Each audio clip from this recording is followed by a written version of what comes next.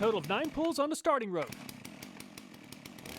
At a price of $1,640 is this STIHL Magnum MS661. The STIHL chainsaw came pre-assembled. Just like the Farmac saw, the STIHL has a 91.1cc engine. The STIHL is rated for just over 7 horsepower. The starting grip has a built-in shock absorber that helps reduce effort when pulling the starter cord. The STIHL is made in Germany, and a STIHL with a 36-inch bar and chain is a little bit lighter at just over 23 pounds. The STIHL definitely has a better air filter setup. The filter element itself is going to outperform the foam filter, and it's a better seal against the engine. The sprockets are the same size, and the bar mounting bolts look identical. I'll try using the STIHL bar and chain on the Farmac later in the video. And I just fueled up the STIHL and it's ready for the first start. With the choke engaged, the STIHL isn't too motivated to fire up. And the STIHL is finally showing signs of life on the 5th attempt.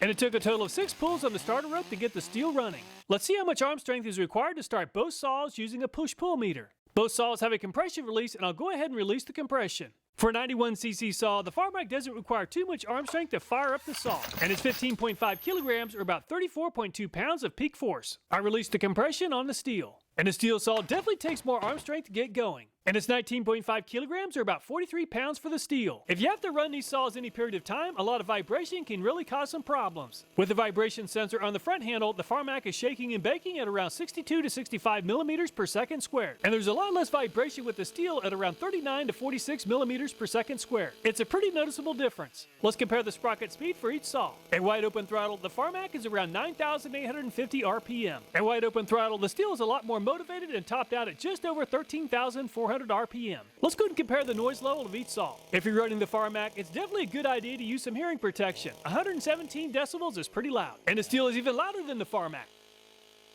120.6 decibels. Wow, that's a lot of noise. So both saws claim to make 7 horsepower. Let's put them to the test cutting through a test log that's made of 9 4x4s. And the Farmac is running like a saw that has about 4 horsepower and is bogging down way too easily. Unfortunately, I stalled the saw twice on the first pass. The chain seems to be grabbing the wood more than it's cutting. And the Farmac can definitely do a lot better than 15.17 seconds. So let's try this again. And the Farmac is making a lot faster progress this time. I'm trying to push the saw as hard as I can without stalling it. And the Farmac is a lot faster this time at 11.61 seconds. I'll see if I can make even faster time on the third cut. And the Farmac just seems to be really underpowered for a 91cc saw, and it's really struggling. And the Farmac is making very good progress this time, but unfortunately I pushed the saw a little too hard. And 13.77 seconds is the second fastest cut. And the STIHL is all fired up and ready to go. And I pushed the STIHL a little too hard on the first cut and it stalled the saw. However, 6.81 seconds is very impressive. And I found a sweet spot with the STIHL and I made the second cut without stalling the saw in 5.98 seconds. Very impressive. And I pushed the saw a little harder on the third and final cut, and the saw made the fastest time of the 3 in 5.88 seconds. Very impressive. I just installed a brand new STIHL bar and chain on the Farmac. It's the same bar and chain that's on the STIHL saw. And the Farmac is definitely running way too rich and bogs down way too easily. However, it is the factory tune. And the Farmac made the first cut in 13.36 seconds after stalling the saw one time. I won't push the saw quite as hard this time. And the Farmac is making a lot better progress with the STIHL bar and chain. However, the saw is still cutting a lot slower than the STIHL. And 9.75 seconds is about 2 seconds faster than using the Farmac bar and chain. I'll go ahead and try pushing the saw a little bit harder on the third attempt. And the Farmac just seems to be really underpowered for a 91cc saw, and it's really struggling. Unfortunately, I did push the saw a little too hard and stalled the saw. And the Farmac made the third cut in 12.44 seconds. Let's see how fast my favorite chainsaw can make the cut. And the MS250 has an engine that's about half the size of the larger 2 saws. And the STIHL MS250 is almost as fast as the Farmac on the first attempt at 11.2 seconds. I'll go ahead and push the MS250 a little harder this time. For a small saw, it packs a powerful punch. And the little MS250 makes an incredible amount of torque and chain speed for a small saw. 10.42 seconds, very impressive. I'll make one more attempt to see if I can get the STIHL to cut just as fast as the Farmac. Unfortunately, I pushed the little saw a little too hard and it stalled out just before finishing the cut. And it's 11.61 seconds on the third and final attempt. I leaned out the carburetor on the Farmac just a little, but it's still rich enough to avoid causing engine damage. And the carburetor adjustment really woke up the saw. And the Farmac just finished the first cut in 6.24 seconds. Very impressive. And I pushed the Farmac a little harder on the second cut, but it didn't help. 6.39 seconds is still very good. And I pushed the Farmac just a little too hard and I stalled the saw on the third attempt. And it's 8.05 seconds, which is still pretty good considering the chain did come to a stop during the test. So just taking the fastest cut for each saw, the Stihl's fastest cut was 5.88 seconds. However, after adjusting the carburetor and installing a steel bar and chain, the Farmac is almost as fast at 6.24 seconds. Before we saw down a really large tree, let's first compare the saws on a chainsaw dyno that I put together. The steel plate weighs 10 pounds and a chainsaw dyno is showing right at 10 pounds. The saws are fully warmed up and ready to go. And it takes 60 pounds of downward force to stall the Farmac. The saw did even better on the second attempt at 63 pounds. And the third and final attempt is the best of the three for the Farmac at 65 pounds. And the Stihl definitely seems to make more torque, but that's pretty subjective. And at 70 pounds or 5 pounds more than the Farmac on the first attempt. And the Stihl did even better on the second attempt at 71 pounds. And the third attempt is by far the best of the three at 77 pounds. Very impressive. So just looking at the best of three for each brand, the Stihl took about 12 pounds more downward force to stall the saw compared to the Farmac. A few weeks ago, Cousin Eddie got the Farmabago stuck in a pond. And now he's wanting to redeem himself by showing me that an off-road recovery rope is a proper way of taking down a tree. The recovery rope is attached to the back of the Farmabago, and he says the old Farmabago has more than enough gusto for the job. No need to attach the rope towards the top of the tree, it has plenty of torque. He's attached two ropes together to double his distance for the tree. Cousin Eddie has the Farmabago fired up and ready for action. Straight pipes and dual exhaust, the Farmabago sounds fantastic. And the Farmabago just didn't gain enough speed on the first attempt. So we'll give the Farmabago a little more distance to gain speed on the second attempt.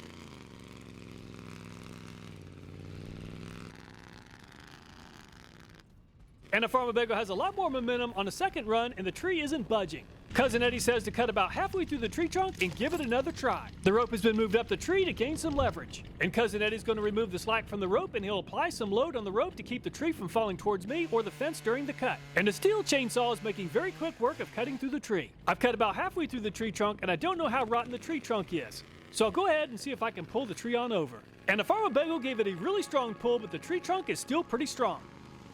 However, a very large branch did fall out of the tree. I'll go ahead and cut a little bit more and we'll attempt to pull it over with the Farmabago once again. And the rope has some tension on it to keep the tree from falling towards me or the fence. Unfortunately, I cut a little too far and the tree came down without giving the Farmabago a chance to pull the tree on over. The tree has a diameter of around 33 inches or so. Let's go ahead and see how quickly each of the saws can cut through the large diameter log. I'll use the Farmac first, and I'll cut a little bit higher up on the trunk to find a more uniform part of the tree. And the Farmac made the first cut in 42.3 seconds, which is actually a pretty impressive cutting speed when you consider the size of the log. Let's go ahead and make the next cut with the Stihl saw.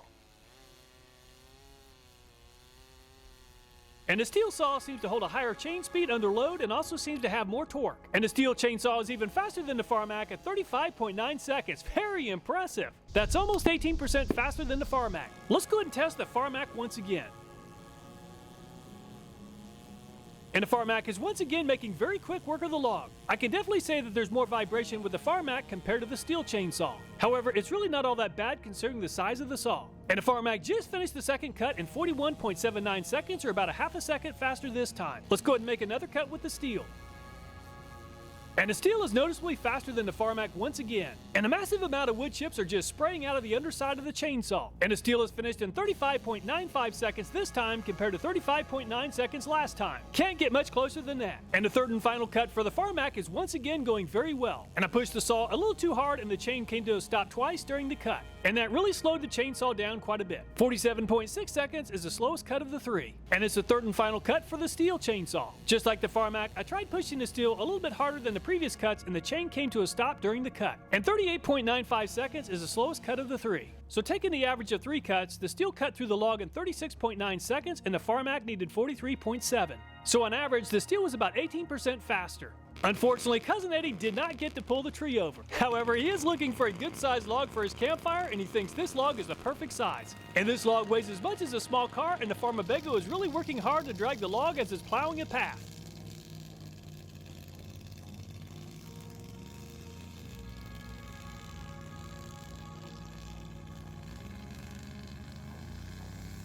And the log has finally stopped the Farmabago, but Cousin Eddie is not finished. With a little bit of a running start, the log is moving once again. So is the Farmac as good as the Stihl? Absolutely not. However, when you consider the price of $400 to $500 and the performance, it's a tremendous value, and I would not hesitate to buy the saw. All the videos in this channel, include this one, are viewer suggested. So if you have a video idea, I hope you'll take time to leave a comment. Thanks so much for watching. Please take care, and I look forward to next time. And then I'll get onto something else and I'll be like, boop, boop, boop, boop, boop, boop. I'm like, and then I'll think about it, be like, don't think about it, don't think about it. And a bup, bup, bup, bup, bup. It's like compartmentalizing that shit so hard. Hello everyone, welcome back to another episode of Brain Blaze. Settle in, it's a long one. Thank you to Danny who wrote it. Thank you to me who reads it. The easiest and lazy part of the Business Blaze trio, because also we're of course joined by our wonderful editor Sam, who you see the results of, and obviously I don't, because that's how time works. The format of this show, if you're new here, first of all, welcome. Danny has written something for me. I've never read it before. Let's go. I feel as if today was the day I really opened my eyes for the first time. Today was about 3 months ago. Whenever an episode is super long, it'll sit in my recording calendar for like ages, and I'll be like, okay, I'm gonna do it today. I'll do it. I get into it, and then I enjoy it, but just knowing I've got to sit down for like an hour, it's like, oh, God. Okay, let's go.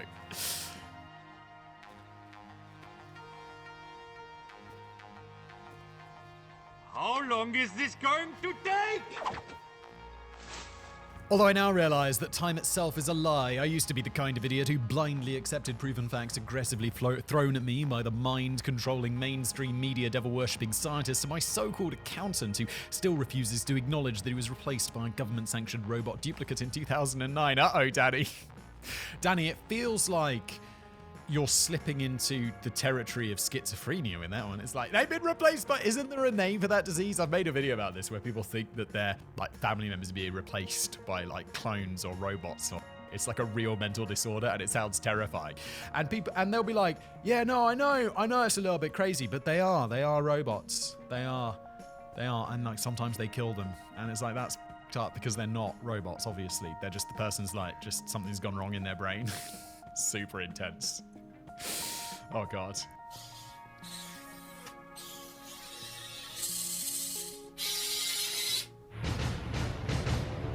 And it could just happen. It's not like you're born with it. It's just like one day you think they've been replaced by robots, which is terrifying, isn't it? Except in the case of my family where they have actually been replaced by robots. That's the one real time. Gonna go home, take care of my robot kids. I was the kind of person who would instinctively dismiss anything that sounded a bit outlandish or drifted away slightly from the official narrative, which had been brainwashing me ever since I was old enough to wear long trousers and absorb a curriculum of lies. Yeah, I remember.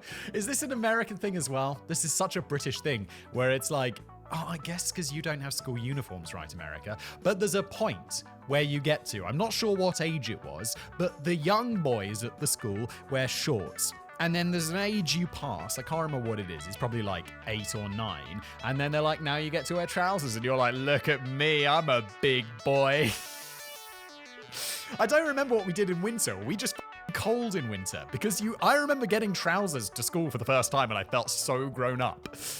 But then what did we do in winter? I'm freezing my nuts off!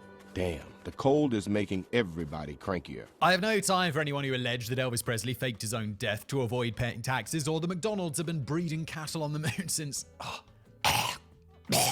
1992, or that Hitler was really a dolphin genetically engineered by the SSI. Yes, the classic Hitler was a dolphin conspiracy theory. But today, my mind was open and I woke up to the harsh truth of reality. The human race is being spoon-fed a daily diet of misinformation to cover up what's really going on behind the pantomime curtain. And the only people... Pantomime, we've talked about this before. And people always get a bit spicy in the comments, being like, oh, Simon, it's just like you not to like pantomime, not being able to enjoy anything in life and just shitting over it. Pantomime is basically shit theatre. So, and I'm of the opinion that theatre is kind of like shit movies. Like, I've talked about this before, and I'll talk about it again, but I like theatre. Like, throughout school, loved acting, loved being on the stage. Like, that was the shit. But I never really enjoyed watching it very much. I love movies. And always be like, yeah, but theatre was great until we invented movies. Because it's more comfortable, you get to see a close-up of people's faces, they think about it, they edit it. Movies are the evolution of theatre. And pantomime, if you've got like theatre here and movies here, pantomime is in the other room. Like, hanging out with all the dumb people. Pantomime's stupid. Stupid. Look how stupid he is. I'm tired of you making fun of me. If you don't know what it is, just Google it. I'm not going to explain it here again. We've already had enough asides. Then the only people brave enough to challenge the global propaganda machine are almost universally dismissed as crackpot conspiracy theorists who should be considered about as credible as marshmallow casserole. I can't say for certain. Yeah, also, what's up with marshmallows and sweet potatoes, Americans? I was watching a show the other day. I'm rewatching a show. Do you guys remember the OC? It was like a show from literally 20 years ago now, which makes me feel super old, because I remember watching that show when I was in school, and those kids were older than me, or about my age, and I was like, oh yeah, they're about my age. And now I rewatch the show. I'm watching it with my wife, who's never seen it, and I'm like, oh my god, I relate to the adult problems much more now. I'm like halfway, I guess, between like the kids and then the adult. I'm closer to the adults. And it's like they've got all these adult problems, and I'm like, oh yeah, look at these adult problems. These are real. And I remember back in the day being like, oh yeah, look at all these kid problems. Oh god, what are we talking about? Oh, and there's this scene where they're preparing for like Thanksgiving dinner or whatever, and they're talking about taking like sweet potatoes and putting them with marshmallows. It's like, what the f*** is going on? What is wrong with you? I wait for this event every year, Mom. Please, Thanksgiving is my favorite. It's my favorite holiday. Everyone knows this. But I suspect I changed after I stopped drinking the fluoridated water. I can remember that this was a purposeful decision I took about 10 minutes after getting kicked in the head by an angry cow. Danny, what is going on? I'm just absolutely lost in your sauce right now. But whatever the cause, today was the day I switched off the mainstream media and did my own research. Here's what I discovered. Oh, I'm glad we get into it right there, Danny, because we're 6 minutes in, Danny, and I'm aware that, 5 minutes and 50 seconds of that is just me talking about how I hate pantomimes. And I have no follow-up for that I'm sorry. Let's carry on. Ong's hat. One of the earliest examples of a conspiracy theory taking flight on the internet relates to a little ghost town called Ong's Hat. I discovered there was a town, or like, is it a place or something in America called Medicine Hat? Like, what the fuck's going on? Situated deep in the, and I know, look, we've got a town called Western Supermare. Like, what the fuck is that about? Like a mare, is that like, it's like a female sheep. So Western super mare, Western super female sheep. What's going on? The f*** is he talking about? Situated deep in the woods of the Pine Barrens of New Jersey. The curious thing about, isn't there a TV show where someone's burying bodies in the Pine Barrens of New Jersey? I feel like I saw that.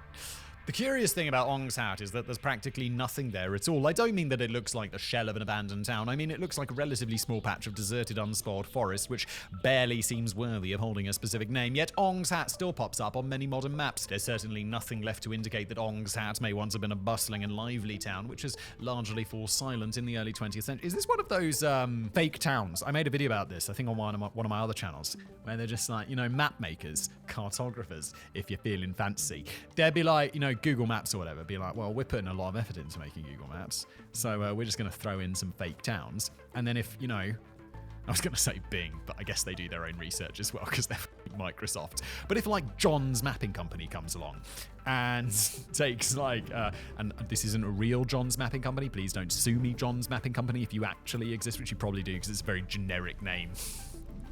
But a just generic mapping company, which also probably exists. And they're like, yeah, let's just copy Google Maps. And then they copy the fake towns. Google are like, yo, we know we copied you. They're like, how? And it's like, because that town doesn't exist, bitch.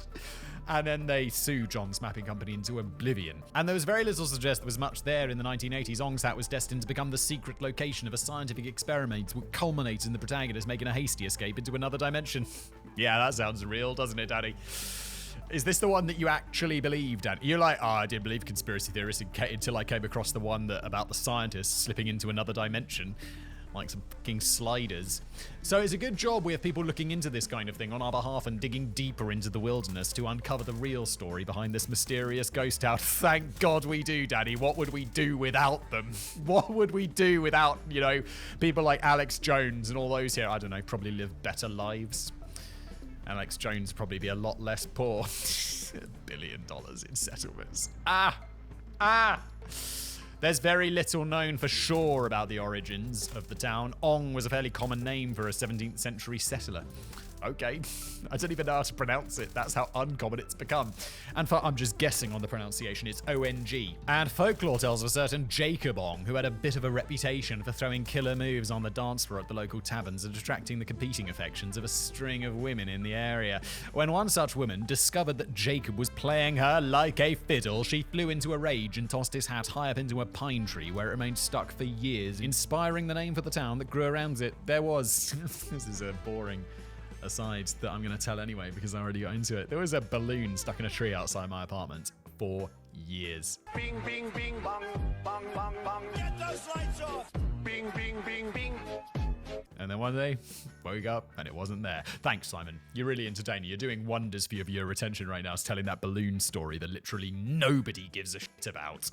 Variations of the tale suggest that Jacob later opened his own tavern after the very same hat, which had evolved into a local landmark. By the time the writer Henry Charlton Beck took a look around Ong's Hat in 1936 during research for his book Forgotten Towns of Southern New Jersey, sounds like an absolutely riveting read there.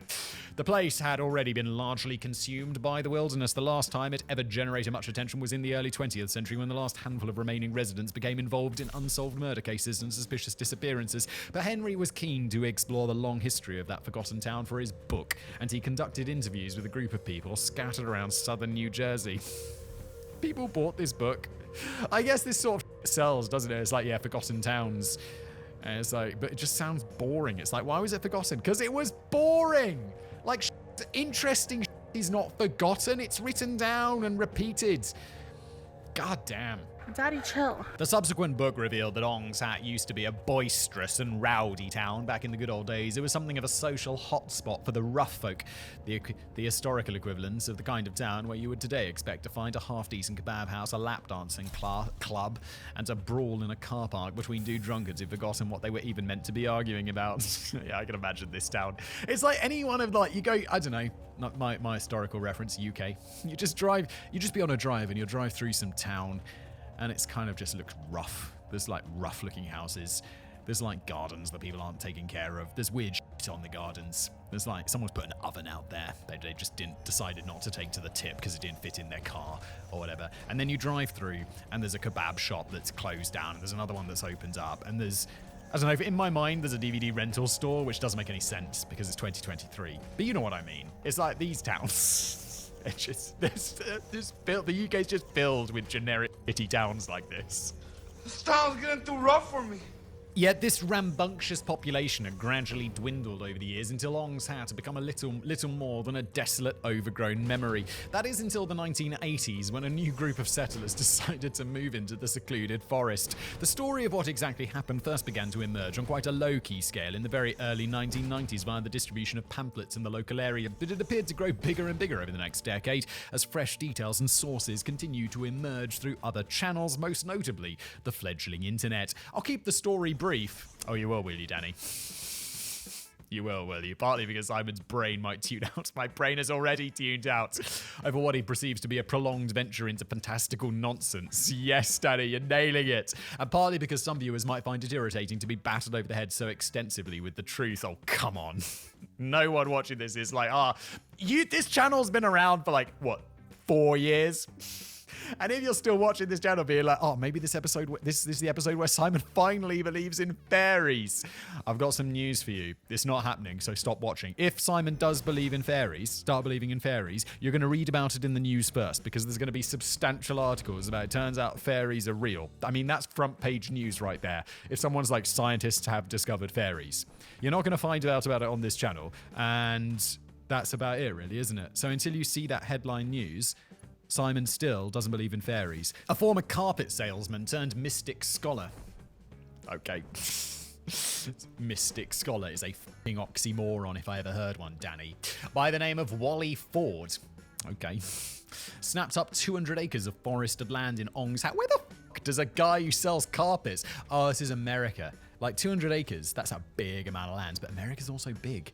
Like, weren't you giving away land and back in the day? You were like, yeah, all you got to do is go there, you know, and grow some crops and, I don't know, kick out some native people and we'll give it to you for free. We'll give you their land for free, settlers.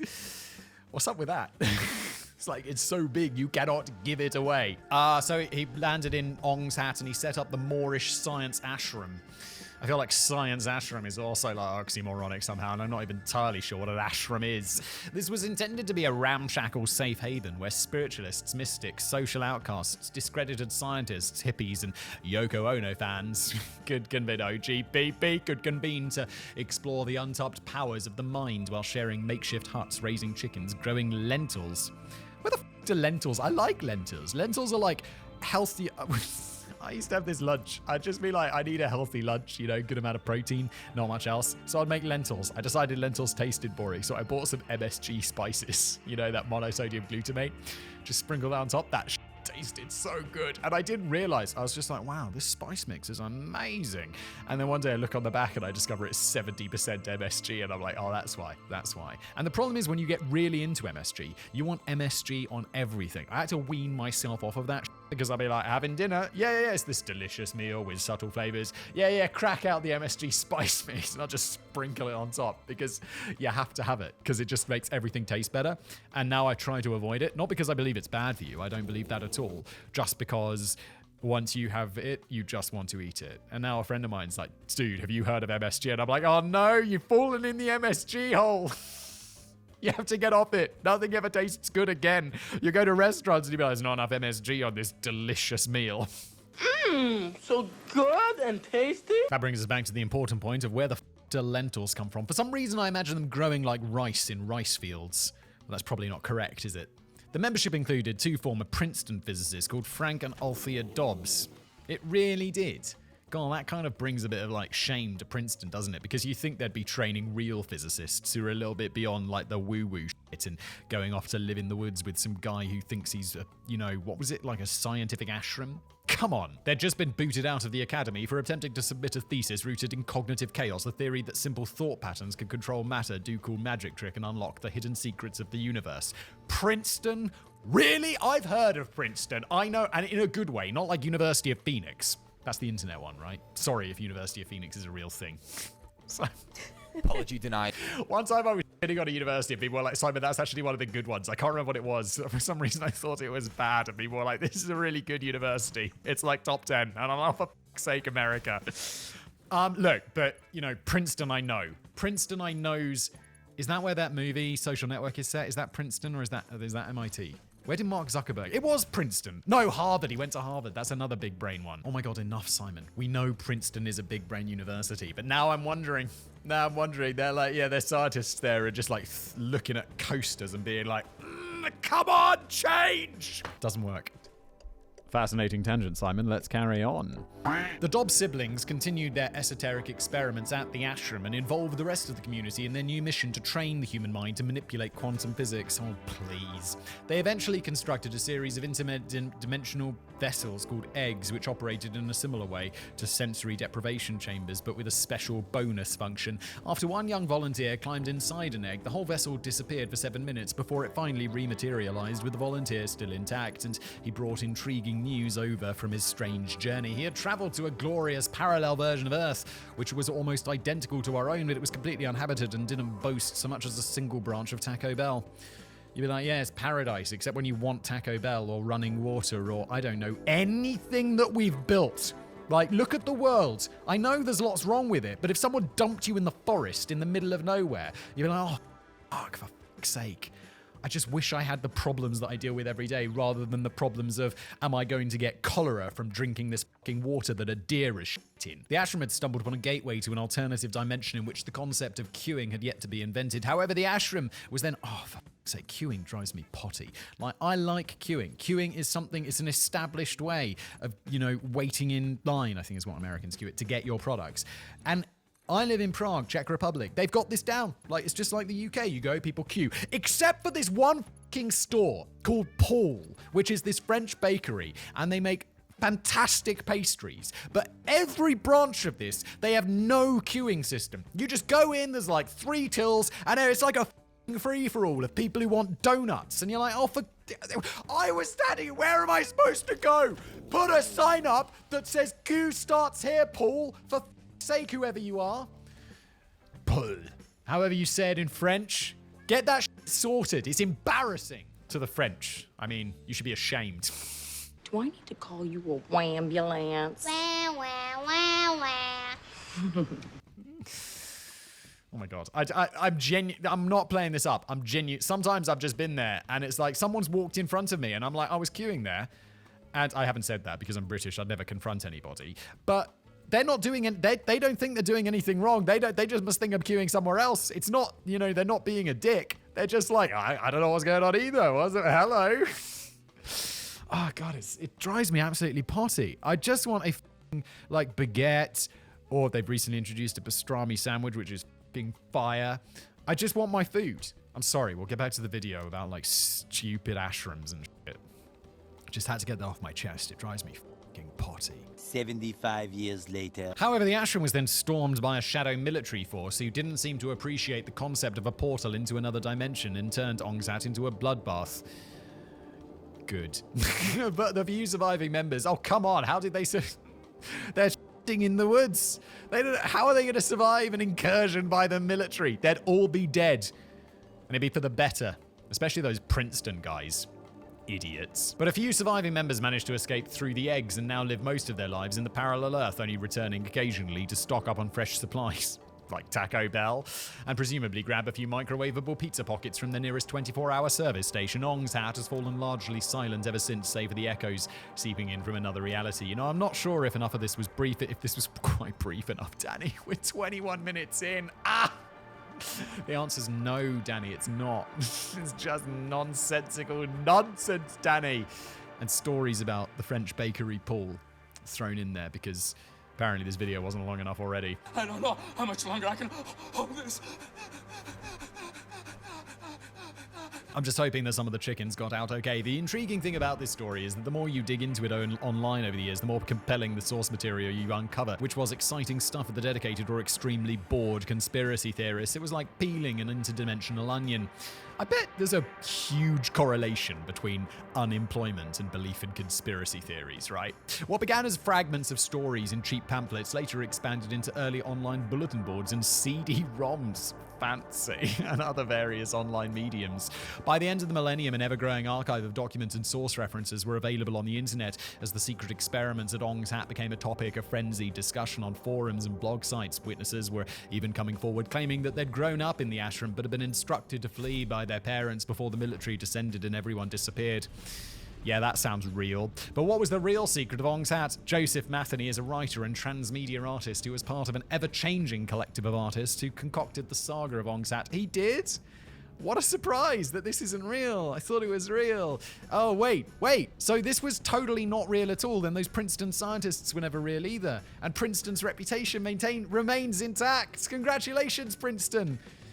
I bet you were just waiting for my seal of approval. It was a very early version of what we might now call an alternate reality game. After the story first made its debut as speculative fiction in an issue of Edge Detector magazine, Joseph and his buddies continued to develop the story over the course of the next decade, dishing out pamphlets and adding new documents to an online library of supposedly found material, which became collectively known as the Incunabula Papers. These documents were downloaded over 2 million times. I'd like to think that the majority of players were in on the joke. There were certainly enough clues. For example, an online interview with those supposed ashram survivors was accompanied by a photograph of them which actually depicted the cast members of the cheesy 1970s sitcom, The Partridge Family.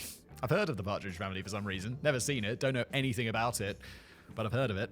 But Joseph eventually wrapped up the project in 2001 after he began to fear that some people were taking it too seriously and the saga was being hijacked to provide more ammunition for wider and more dangerous conspiracy theories. Shortly afterwards, he lamented Ongsat became a teeth-grinding obsession for a pathetic few and a fun run for an intelligent and vast majority.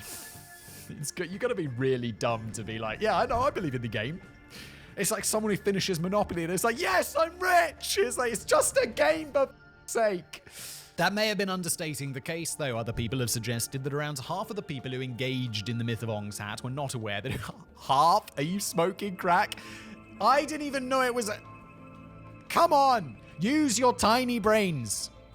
Just a little bit. I know they're tiny, but you should know this. And many of them even refused to accept the author's admission that it was a hoax, believing that this was just another layer of conspiracy in which they'd become so emotionally invested. Oh, for fuck's sake. But could it be the case that the whole history of Ong's Hat was little more than myth and it may have never been a town at all? The writer Henry Charlton Beck admitted in 1944 that he believed he had fallen for elaborate traps when researching his book. He had been taken for a ride by the locals of southern New Jersey who had been misleading him on the history of the ghost town for shits and giggles. In legends.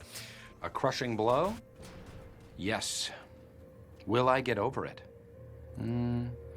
No. Descendants of the first Ong settlers came to the New York Times in 1968 that, in fact, your Ong's Hat is a corruption of the true name Ong's Hut. The original Ong family apparently lived in the nearby Little Egg Harbor in the early 17th century, and they would transport their grain to Burlington in New Jersey for grinding. It was a pretty epic walk, and so they built a little hut at the halfway point where they could rest overnight. So rather than being a bustling and lively town full of taverns, and kebab houses, Ong's Hat may never have been anything more than a little hut in the forest. Shocking, we know. What they don't tell you is that Ong's Hut was almost certainly a portal to another dimension. I mean, it no longer exists, so draw your own conclusions as to how it mysteriously disappeared at some point over the last 400 years. It never existed, Danny!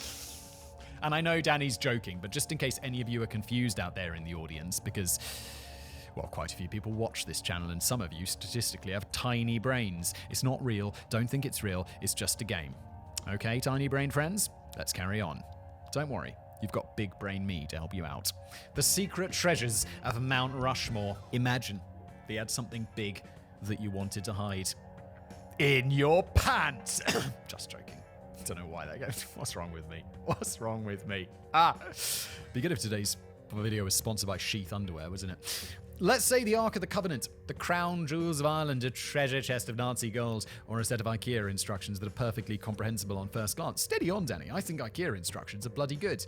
Like, I bought like something from some other website, some piece of furniture, and it came. And it was like 2 pages long, and I was like, this is going to be a breeze. And then you look at the 2 pages, and they're insanely complicated. It's like this giant, you know, like when you see those like cool pictures of like exploded things, where they explode like the car and all the wheels are here and the engine and all its parts like drawn out like that. It was like that, except for a cupboard that I had to put together. And I'm like, and half of it was like, it was barely comprehensible English. And I was like, this is going to be a nightmare. Whereas IKEA, it's like, it's designed for all the statistically small-brained people out there. It's like, it's not hard to do. Wait, does Danny have a small brain? He can't have a small, he's got a big brain. Danny, IKEA is easy. Come on now. Well, I can't read. Get out of here! Where would be the safest place to stash your valuable loot? Only one place springs to my mind. Yes, you know I'm talking about the frontal lobe of President Abraham Lincoln's brain, obviously. I mean the 60-foot carving of Lincoln that appears alongside fellow presidents Theodore Roosevelt, George Washington, and Thomas Jefferson, sculpted into Mount Rushmore in the Black Hills of Keystone, South Dakota. Legend has it. Oh, that tasted rough. Oh, I didn't have any breakfast today, and that just tasted like multivitamin pill. Anyone else have that? Oh, that is a rough taste. You know how multivitamin pills smell? That's how my burp just tasted. Oh, should have had breakfast. You're ugly, you're disgusting, I'm gonna kill you. Legend has it that there's a secret chamber hidden directly behind Lincoln's head, which contains all the hidden secrets and documents and unsavory evidence that the American government doesn't want you to see. You know the kind of thing I'm talking about. Classified government secrets, the corpses of dissected alien bodies, pieces of wood lifted from Ong's interdimensional hut, Donald Trump's tax returns. But I was surprised to learn that this legend is completely true. Well, not the bits about classified secret documents and dissected alien bodies, obviously, but there really is a hidden chamber behind Lincoln's carved head to which nobody is allowed access, and it was always intended to be part of the original design. But what are they hiding in there? What's really going on inside President Lincoln's head? Nothing. Isn't there like a museum in there? Didn't they want to build like a big museum like round the back of Mount Rushmore? And then they didn't. Or maybe they did. There's a room in there, but there's nothing in there. It's not exciting. There's no dead alien bodies. The Mount Rushmore construction took 14 years to complete between 1927 and 1941, but it had taken a while for everyone to agree on what they were supposed to be constructing, and there would be several budget-driven tweaks to the design along the way. The Black Hills of South Dakota were considered sacred by the Lakota Sioux and other Native American tribes, and the land was reserved for them in the 1868 Treaty of Fort Laramie. Yeah, how'd that go? That didn't go well. There's still like an ongoing legal dispute about this today. But the US government had a sudden change of heart following the discovery of gold in the area. Changed our minds. It was later decided that the confiscated sacred land would be a perfect spot to knock up a monument celebrating the proud history of the United States of America. The irony is rich, guys. You're building like this big thing with all these like white colony-based dudes on their land, my dudes. What the fuck? Oh my, and I know it was different back in the day.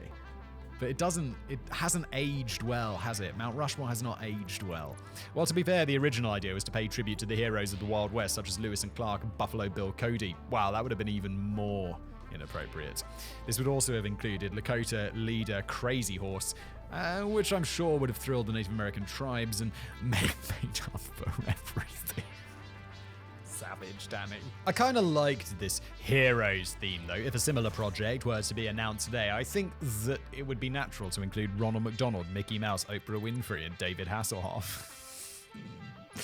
Let's recarve it. Let's make Mount Rushmore 2. However, when sculptor Gutzon Borglum was brought on board, he suggested that 4 of the greatest US presidents in history would provide a bigger draw for tourists. Perhaps it's a good job that Mount Rushmore wasn't constructed a few years ago, and as I suspect, we may just have ended up with 4 faces of Donald Trump.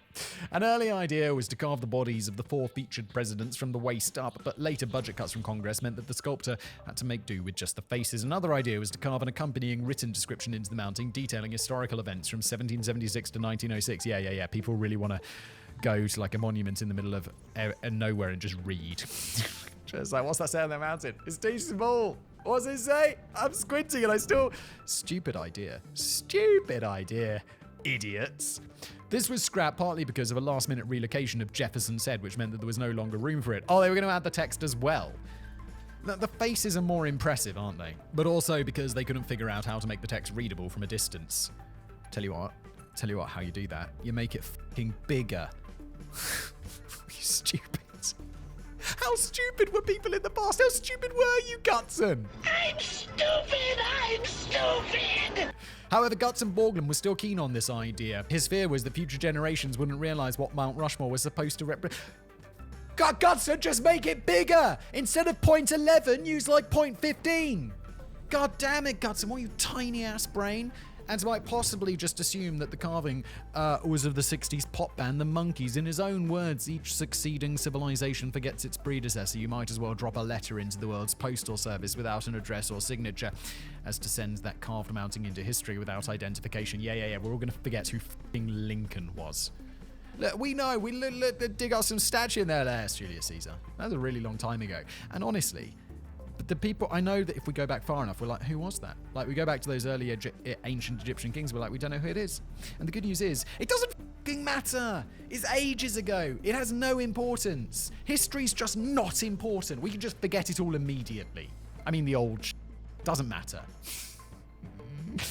Says the man who has made thousands of videos about history and makes his living doing that. We love history. History's important. Don't forget it. Check out my other channels. So this may partly have provided the inspiration for Gutzon Borglum's secret chamber inside Abraham Lincoln's head, which would have been known as the Hall of Records. Oh, I didn't realize it was just inside Abe Lincoln's head. I thought it was like there was behind the whole thing.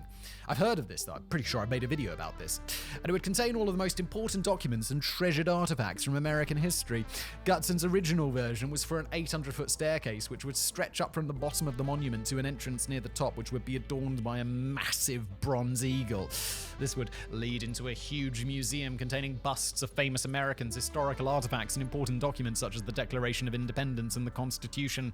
By the time we got to 1939, Congress was getting fidgety about the budget again. They were also beginning to feel a little concerned that the elderly master sculptor Gutzon Borglum appeared to be spending all of his time just blasting big holes in the mountain to create his Hall of Records, instead of using his expertise to complete the actual sculptures. With growing concerns over the money running out, along with a quiet concern that the 71-year-old sculptor might drop dead before completing his masterpiece. Oh, he's only 71? I mean, I know that's old, but the president's like 80. You're not concerned about him dropping dead? That video the other day just falls over for no reason. It's like, look, Joe. It's like, bang! Dude. And the guy's like, the last president was like 78. Can't we have young presidents? Like, most people are not that old. Most people are not. They're like, and I know they're wise and have experience. But how about we have someone younger run things? What's wrong with that?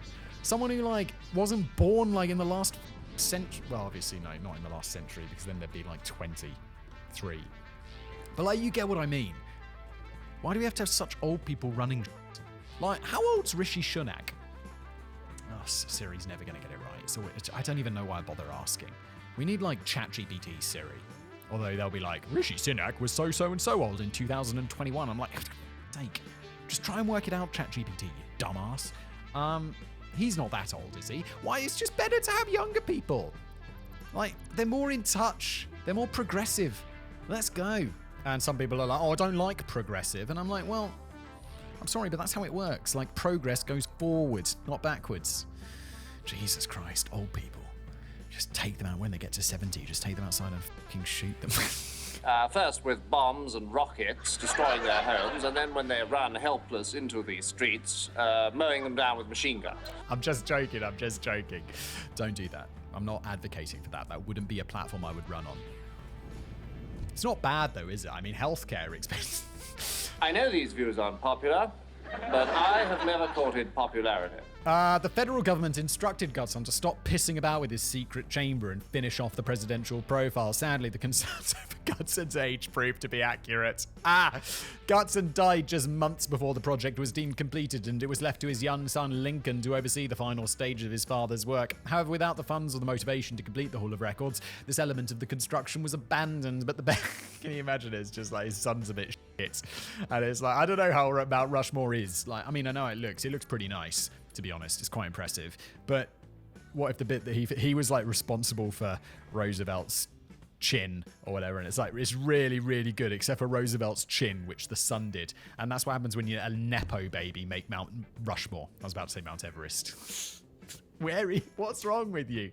But the bare bones are still there. The staircase might never have seen the light of day, but behind Abraham Lincoln's head, there's an 18-foot door which leads into a chamber that's 74 feet long and 35 feet tall. Oh, Danny, can't you just use meters? I don't understand how big this is. Or just tell me it's big or it's medium-sized. For the most part, the chamber remained completely empty. Or did it? Conspiracy theorists have speculated for decades that this is where all of the really confidential stuff gets dumped, including fragments of flying saucer, the missing pages of the Bible in which Jesus gets caught bunking off school to steal apples from the Garden of Eden, and the top-secret KFC recipe. It all seems a bit unlikely to me. I can think of easier and more effective ways of hiding important documents than shoving them inside the 60-foot head of a stone monument. Seriously, just invest in a good safe. Yeah, look, the American government and all governments are really good at hiding secrets. There's loads of secrets. I'm sure there are. I've mentioned this before. I always thought, like, if a genie appeared and was like, you have 3 wishes. One of my wishes would definitely be, what's the biggest secret? Like, what is the biggest secret? Just super broad, generic question. I'd be super curious about, because I bet there's a big secret out there. Right? And then you could get an answer like, guess what? We're living in a simulation. Or it's, you're in the Matrix, God is real. That kind of shit, right? I mean, obviously it's a stupid question because genies aren't real. But that would be a great question to ask if someone was like, you can have the answer to one question. If some omnipotent being came down, it'd be sick. I'm God. Bingo! Yahtzee! But we do know that the late Gutzon Borglum's original vision was finally fulfilled on some level in 1998 when 4 generations of his family gathered in the unfinished chamber to witness the laying to rest of 16 porcelain panels engraved with the text of historical documents, including the Declaration of Independence, the Constitution, and the Bill of Rights. It's the Nepo baby family gathering. The panels were placed inside a... being a bit harsh. I recently learned about the term Nepo baby, and it's nice. It means like nepotism baby. I don't know why I'm explaining this to people. You can just Google it if you don't know it. Saves me the embarrassment of admitting I didn't know it, but I like the term. Oh, wow, that is very interesting. Please tell me more. The panels were placed inside the titanium vault, lowered into the ground of the chamber, and sealed with a granite capstone weighing 1,200 pounds. So I'm not sure who's ever going to see them. Not that you'd ever be allowed anywhere near the secret chamber anyway. It's guarded heavily, probably by robots, and completely inaccessible to the public. Makes you wonder what else they're hiding in there. Is it really? Is it really guarded? I mean, it's not guarded by robots. Yet. I'm going to go for the final missing verse of Puff the Magic Dragon, a working model of the ZX Vega Plus, and a dusty film reel containing the footage of the Brain Blaze video on North Korea. Yeah, I'm not releasing that. There's like, I swear on the subreddit, there's a subreddit, simon.com, no. reddit.com/r/Simon Whistler. And like every month someone's like, can you release the Brain Blaze about North Korea? And I'm like, no. And that is not around anymore. I'm pretty sure. I mean, it's going to be, I'll have an archive version of it somewhere, but no, I'm not releasing it because I don't want to get like fucking VX. It went fuck off the rails like mental. The time cube. Apart from Simon, we all know what it feels like to reach the end of the day where we haven't quite been as productive as we hoped. I know Danny's saying that sarcastically, but I don't know. I'm not a procrastinator. Like, I get to work and I work, and then I work and I work and I work, and I never complete my to-do list. But there is no way that I've gone to work and I've not done a shit load of stuff. It happens every day. At the very least, if I'm feeling unproductive, I'll just record videos all day. Maybe like I'm just not, not really feeling like I could do some creative work or think about, topics or titles or, other that I do. I'm just like, cool, I'll just record like 20 videos. I'll just sit down and I'll record for hours. And I find it quite relaxing and enjoyable. It's like the easiest part of my job. Like, this is not hard. This is just like, we're having a good time. We're having a little chit chat, a little jibber jabber.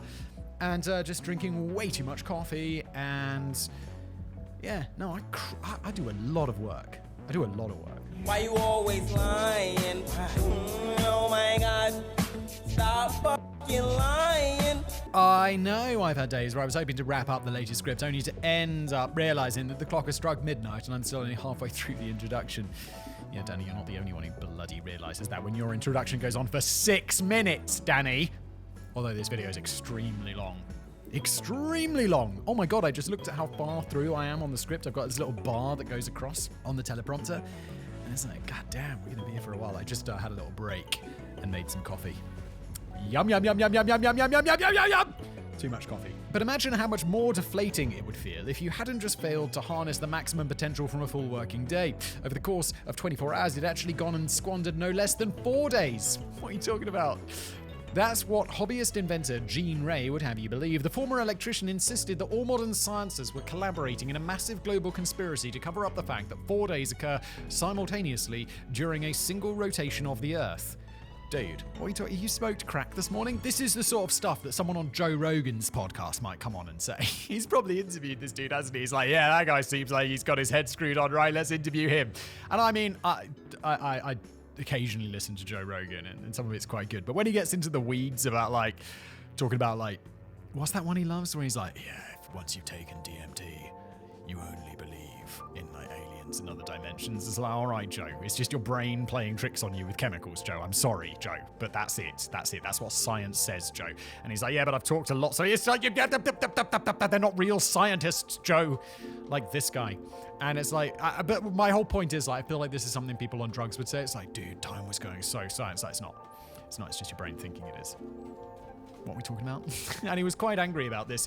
In fact, he was positively livid. I'd love to try and explain this in more detail, but Gene made it tricky since he rarely went into explanations that were in any way comprehensible. It's because he's so genius. He's like one of those people who you talk to and they're just so big brain that you're like, I don't know what you're talking about, but everyone says you're correct. You know what I mean? Like people like that, where it's just like that's such giant brains that you're like, look, dude, I'm just gonna have to trust you about radiation from black holes, Stephen, because it's just beyond my remit. And by remit, I mean the size of my brain. Instead, when the self-proclaimed wisest man on Earth launched his primitive webpage in 1997 at the age of nearly 70. Oh, he's dead then. 7, 8, 93, could still be alive. Why are we still talking about him? I hope he's dead. I don't mean that. The other day, I was like, God, it's going to be good when this person dies. And this is, I won't mention who it was, but it's like a prominent figure who's a dickhead. And my wife was like, you shouldn't wish death on people. And I'm like, even this guy? She's like, even that guy? And I'm like, really? I can't wish death on people? Some people deserve death, wish death. Some people deserve it. They do. And it's not like this person's a murderer. They're just like a politician I don't like.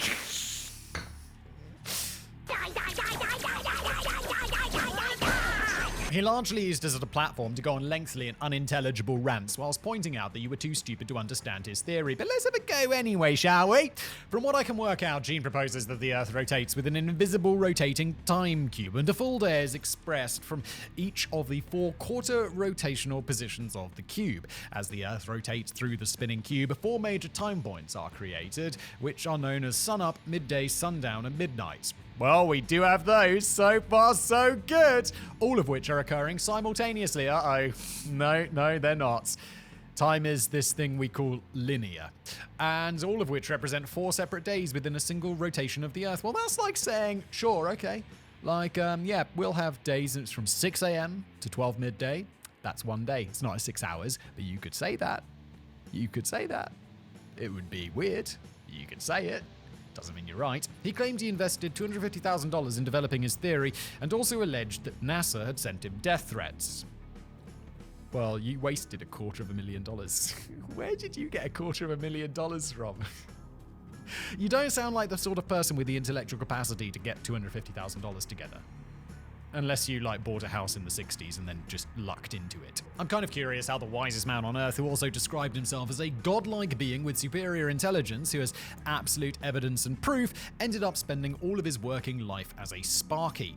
That's an electrician, right? Maybe he was a late developer. Did I mention that Gene Ray was a Florida man? No, you didn't, Danny, but it does provide very important context. He may have claimed to have absolute evidence and proof, but his basic homemade webpage offered very little in the way of substance and was very difficult to follow at any level. I know this was the early days of the internet, but you would at least have expected Gene to try and come up with some kind of structured website with separate pages and categories and stuff. Instead, he went with a different approach. He presented all of his findings as an endless wall of text on a single page which read like a stream of consciousness, presented in fluctuating font sizes and lengthy chunks of angry capitalized sentences and only very occasional attempts at grammar. It feels like it would be impossible to consume the entire content of the page without experiencing that sensation of your brain attempting to make an emergency evacuation through your earlobe. Oh my god, sometimes I hear about these things and I feel like my brain made that exit a long time ago to like save itself. Or it's like buried itself deep down inside itself, like there's layers of walls. Sometimes I'm reading Casual Criminalist and in a very different way. It's like I think my brain has like built walls around like the horrible shit that goes down there, because I'll be recording an episode and it'll be the most brutal shit. And then I'll be thinking about it afterwards. And then I'll get onto something else and I'll be like, I'm like, and then I'll think about it, be like, don't think about it. And it's like compartmentalizing that shit so hard, because otherwise I just think about children getting killed all the time, which I don't like. Back to Gene's mouse, don't think about it. Gene seemed convinced that his new mathematical model of time is only truth, that Greenwich Mean Time is a conspiracy, and that all modern physics and education is a lie. I'm going to be a brave soul and at least attempt to dip my mental toe into Gene's webpage to try and get more insight into why this is the case. Sam, I really hope there's images of Gene's website on the screen. That must be in the time back machine, right? We can get that. Pull it up, Sam. Let's go. Drum roll, please.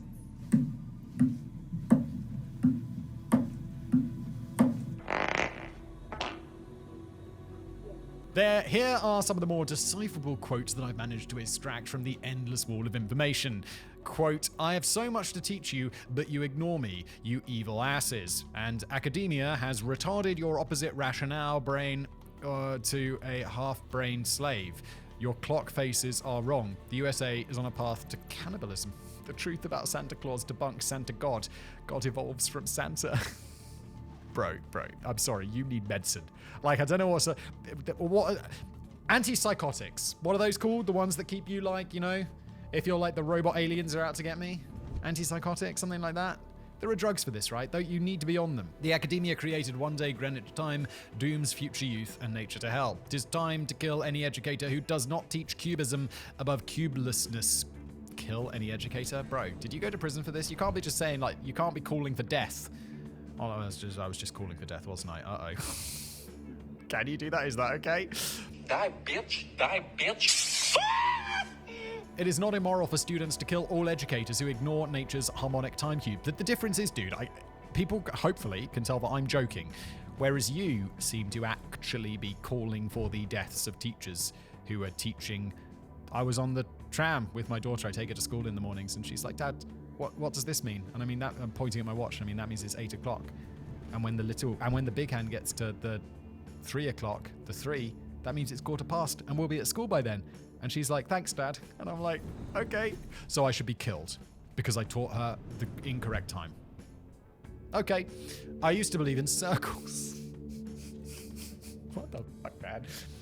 Well, I'm none the wiser, but some people at least seem to latch on to what Gene was proposing. One follower in particular, by the name of Richard Janzarski, seemed to worship the ground that Gene walked upon, but dared to point out that his website and the presentation of the theory perhaps needed a little bit more work. Richard got busy developing an alternate website with Squarespace. No, he didn't. But he should have, which might be more digestible to the ignorant masses as he used a proper website structure and sentences with things like full stops. Yet Gene didn't seem to appreciate the effort, possibly because he couldn't bear the thought of another human being claiming to understand his genius high-brain theory. I don't need friends. They disappoint me. Master and disciple had a fallout, and later Richard announced the Time Cube, claiming that it was just an evil scam, whilst revealing that he had decided to turn to Christianity instead. Why'd you have to turn to anything? Just be like, this is nonsense. And carry on with your day. You don't need to replace it with anything. Just because there's a black hole inside of you, it doesn't mean it needs to be filled. It can just exist there as a big hole of nothingness. Like a psychopath. Although I couldn't find a verified source, it was rumored within the Time Cube community, there was a community. Wasn't it just this dude and the dumb guy who was like, oh, I like that. It was rumored within the Time Cube community that a broken-hearted Richard had shortly afterwards taken his own life by jumping in front of a train. He was certainly never heard of again, but there were other people willing to listen, including, quite bizarrely, the Massachusetts and Georgia Institute of Technology invited Gene to deliver a speech on the Time Cube to lucky students one day in 2002. Well, 4 days in 2002 from Gene's perspective. Honey, you've got a big storm coming. During the presentation, Gene offered a $1,000 reward to anyone who could successfully disprove his theory, but it came with a tricky caveat. You had to convince Gene that he was talking rubbish. The reward went unclaimed. Yes, because people really believe stuff, and it's very hard for them to change their minds. And as I've said many times, it's really good to change your mind. Like, always be willing to... I'm always thinking about, it's hard to change your mind, so I always actively fight against that, being like, it's good to change your mind if there's more evidence presented.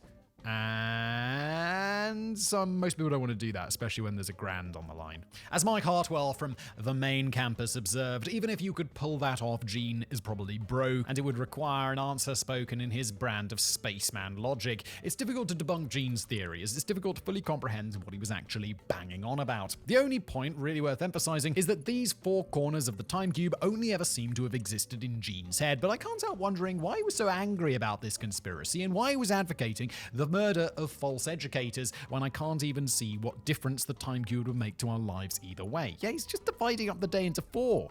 What's this matter? He's off his rocker. Let's just say the world suddenly accepted Gene Ray's Time Cube theory. I mean, what happens next? Will we suddenly be able to squeeze an extra 72 hours into the day? As far as I can make out, it would simply add an extra layer of complication to keeping appointments, celebrating birthdays, producing calendars and diaries, and remembering when you're supposed to take out the garbage. Some have suggested that the whole thing was a wind-up and that the Massachusetts and Georgia Institute of Technology were in on the joke. They definitely were. They were inviting him to speak as a joke. But perhaps it's more likely that Gene, who died in 2015 at the age of 87, oh no, although he might dispute those numbers, became genuinely ill after he retired from his job as an electrician. Genuinely mentally ill. We're not talking about something that killed him. He just lost his marbles. He just went off his rocker. He's, what's that thing where you say it's short of a bunch? Is it bananas? He's one banana short of a bunch? He's one sandwich short of a picnic. He himself noted, "My wisdom so antiquates no knowledge that a psychiatrist examining my behavior knows no course other than to judge me schizophrenic." Oh, so you were judged schizophrenic? Because that I'm not a psychiatrist, but that seems accurate. My favorite summary of the Time Cube theory and of Gene's webpage in particular was served up by a Reddit user who observed, quote, "It's an intelligence test. As you read it, count how many times he says you're stupid. When you decide to stop reading, that number is how stupid you are." Yeah, just don't read it. Stupid. Well, the Earth is a sphere, though. It's not a cube. It's composed of 4 quadrant corners. Each corner rotates in 4 different directions simultaneously. The Titanic. It's hard to think of a less appealing name for a planned new luxury ocean liner than Titanic 2. Didn't some dude... Wasn't it... I feel like I read about this years ago. Wasn't there a dude in Australia who wanted to build, like, Titanic 2? It's not bad. I mean, I know it sank and all that shit, but it's like, It's kind of funny. It's kind of a vibe. At this point, I might be tempted to come up with a comically exaggerated alternative example of a completely inappropriate name for something along the lines of it's a bit like launching X and giving it the name of Y, but I don't think of anything that can trump the truth in this case. All I can say, it's a bit like launching a new ocean liner and giving it the name of Titanic 2. The plans for Titanic 2 were first announced in 2012 by eccentric Australian billionaire. I'm remembering shit from 10 years ago. I'm so big brains. God damn, I really impress myself sometimes. I'm like, yeah, no, I feel like I've heard of this. Australia, 10 years ago. And then I'm like, yes. Clive Palmer, who had a bit of a reputation for proposing oddball business ventures, just a couple of years earlier announced an ultimately unsuccessful plan to launch a commercial Zeppelin. That'd be sick, though. I argue for the return of Zeppelins. I think that'd be tight. Like, cruise ships are a thing, right? What if we had like a big Zeppelin that could fly from like Europe to America over the ocean, and it would like be big, and then you'd have a room and stuff, and you'd just be like on a sky cruise? That'd be sick. Why isn't someone doing that? I'd pay a lot of money to go on a sky cruise. I've never been on a boat cruise, which I assume is just filled with old people. So maybe it would also just be filled with old people and be a bit shit. But at least you'd be in the sky. However, we haven't heard much on the planned Titanic 2 since around 2018, so it's possible that the proposal may have sunk before even leaving the port. Ha ha ha! Even if the Titanic 2 were ever to see the light of day, you would hope that it wouldn't endure such a bumpy ride as the original. Unless you've been living at the bottom of the North Atlantic Ocean for the last 110 years, you'll know that the RMS Titanic, the largest and most luxurious ship afloat at the time, sank on its maiden voyage from Southampton to New York in 1912.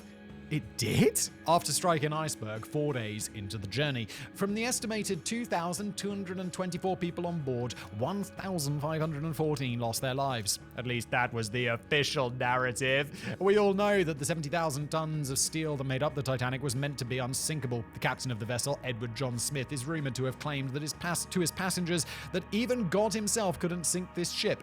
Well, he couldn't because he's not real. So you're bang on, Edward. The vice president of Titanic's operator, White Star Line, was happy to publicly proclaim that the company believed Titanic to be unsinkable, although admittedly when he proclaimed this, he was unaware that the Titanic had already sunk. No, he wasn't. Is that true? That shit's crazy. It's clear to every conspiracy theorist that we can't just pin blame for this tragedy on a random lump of ice, but the problem is figuring out which conspiracy theory we're supposed to believe, as there are just so many of them. The two biggest theories to have gained the most traction over the years relate to a sinister murder plot and an allegation that Titanic never really sank at all. But before we get on to these, here are a few other quick points to consider. The Titanic was built in the Belfast shipyard belonging to HOLLiiWOOD, and it had been claimed that the Catholic employees within the company knew it was doomed right from day one. This wasn't anything to do with the design or construction, it was simply because the ship's hull number was 390904. This might sound harmless enough, but it is a devilish number when viewed through a mirror. It looks a little bit like the words "No Pope." Oh my god, guys, how far do we have to fucking stretch this shit? It just is so absurd. It's not even funny. It's just absurd. There's no like, they're so stupid. It's just like, really? Really? Really? How dumb? How dumb are you? This was apparently considered blasphemous by the Catholic employees who downed tools and refused to have anything to do with the cursed vessel.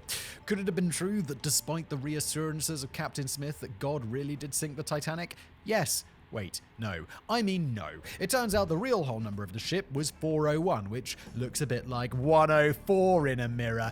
Besides, all Catholic workers had been driven out of Harland and Wolff by the close of the 19th century, and the company exclusively employed Protestant workers during the construction of the Titanic.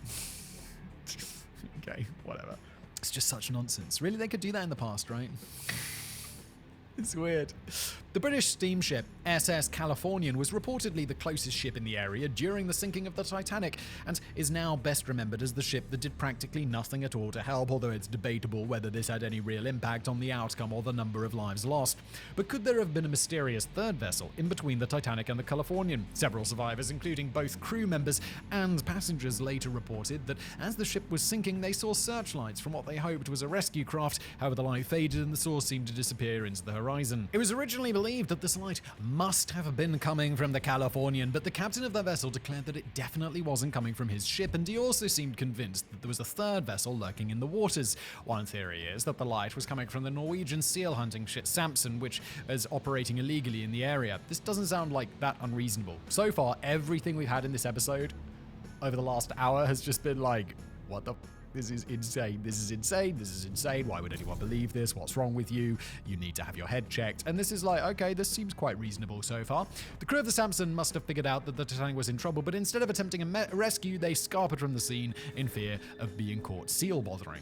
This seems reasonable. However, records show that Samson was actually undergoing major repair work in Iceland at the time. And when you find that out, you're like, okay, mystery solved. It wasn't them. Even if the records aren't entirely correct, Samson is unlikely to have been anywhere near the Titanic. A more disturbing theory is that the mystery third vessel was directly responsible for the sinking. Oh no! Some have speculated that the Titanic was hit by torpedoes from a German U-boat, which briefly rose to the surface to assess the damage before making a hasty exit from the scene. Some of the survivors even testified at a US Senate inquiry panel that the brush with the iceberg felt so minor that they didn't even feel the slightest impact. And yet they heard explosions and worrying noises emanating from the bowels of the ship long after the iceberg collision, suggesting the Titanic may have later been targeted by the German submarine. Just 3 years later, a German U-boat would indeed sink the British ocean liner, the Lusitania, resulting in the loss of 1,198 lives, and this fanned more steam into the theory. So far, so reasonable. Let's see how this gets absolutely crushed, because obviously it's not a mainstream accepted theory today. But a lot can happen in the space of 3 years. Say, just for example, the World War. Germany was, it was 1912. The Great War was 1918 to something?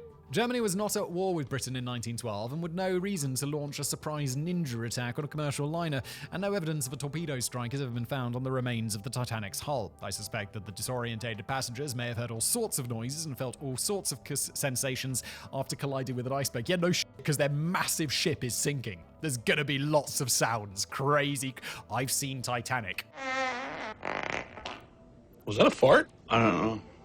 I can taste it. But we've yet to see any evidence that there was ever a third vessel bobbing around near the tragic scene. Moving on to a slightly more sensible theory, some have suggested that the Titanic was carrying the remains of an Egyptian mummy which placed a curse on the ship. Danny, this is the least sensible one other than the God thing. And even then I find this more silly somehow, even though at least mummies are real, curses are not. Okay, so we won't spend too much time on this one, although the Washington Post seems strangely obsessed with the idea at the time. As in the Washington Post? That's a broadsheet, right? That's not the New York Post. That's a sensible newspaper that's owned by Jeff Bezos and Amazon, right? Apparently, this haunted mummified princess had been evacuated from Egypt and shipped across to England during the early 20th century, after which it got busy slapping curses on everyone and leaving a trail of destruction in its wake. Ow! My back. The Brits eventually got pissed off with the naughty mummy and palmed it off to an American archaeologist who decided to take it to New York via the Titanic, thereby cursing the majority of the passengers to a watery grave. Sounds real! In fact, this was just an extension of an entirely fictional ghost story cooked up by two Englishmen at the turn of the century, and there was no record of a mummy on the Titanic's cargo list. Besides, haunted, mummified princesses are notoriously afraid of water and would never agree to such a trip in the first place. But could the disaster have been planned all along by the man at the very top of the crow's nest? That man would be J.P. Morgan, the American millionaire banker who owns the International Mercantile Marine Company, which in turn owns the Titanic's operator White Star Line. See, this is already much more believable. Like the one before the mummy one. It's like, well, okay, because it's actually based in something that could be real. J.P. Morgan had naturally got his own ticket to sail on the ship's maiden voyage, and he wouldn't be the only millionaire on board the vessel. Not surprising, really, as those tickets didn't come cheap. Yeah, the first-class tickets on the Titanic were mad expensive when you adjust for inflation. It's like, holy shit, okay. I feel like it was like tens of thousands of dollars. It's like $1 or something. Three other millionaires who sadly didn't enjoy the full value of their Titanic tickets were Benjamin Guggenheim, Isidor Straus, and Jacob Astor.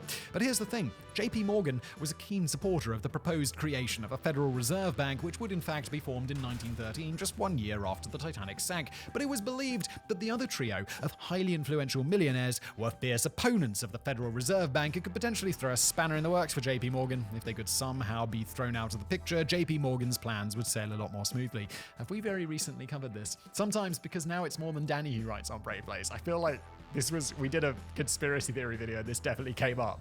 And I know the answer, but it's just a small fraction of this video. So we'll just carry on regardless. And to get this, right at the 11th hour, JP Morgan mysteriously cancelled his spot on the Titanic, choosing not to sail on the doomed craft after all. The conspiracy theory, which had been knocking around for decades but was quite recently given a new lease of life courtesy of those crackpots at QAnon, is that JP Morgan lured his 3 millionaire rivals on board a ship which he knew beforehand was destined to sink, putting an end to the nuisance obstacles that were getting in his way. How exactly he'd go about this is the subject of debate. One theory is that he ensured the ship was carrying the wrong flares, whilst a more outlandish theory suggests that the decks of the vessel were electromagnetically sealed to trap passengers in the event of an accident. QAnon, what are you up to? However he went about it, his last-minute cancellation ensured his own survival, whilst Benjamin Guggenheim, Isidor Straus, and Jacob Astor all perished in the disaster. Is this like Guggenheim and Strauss? And Astor? I know Jacob Astor. I don't like Guggenheim is the big museum or art gallery or something. Strauss is like, is he the Levi's jeans, like heir or something? Or isn't there a Strauss? They're not guitars. Are they violins? Instruments of some kind? Strauss instruments or composers? So if there's something in music, Strauss, right? He's a composer. He's not a violin maker. What the fuck, whistle? All perished in the disaster, and the Federal Reserve Bank was formed less than a year later.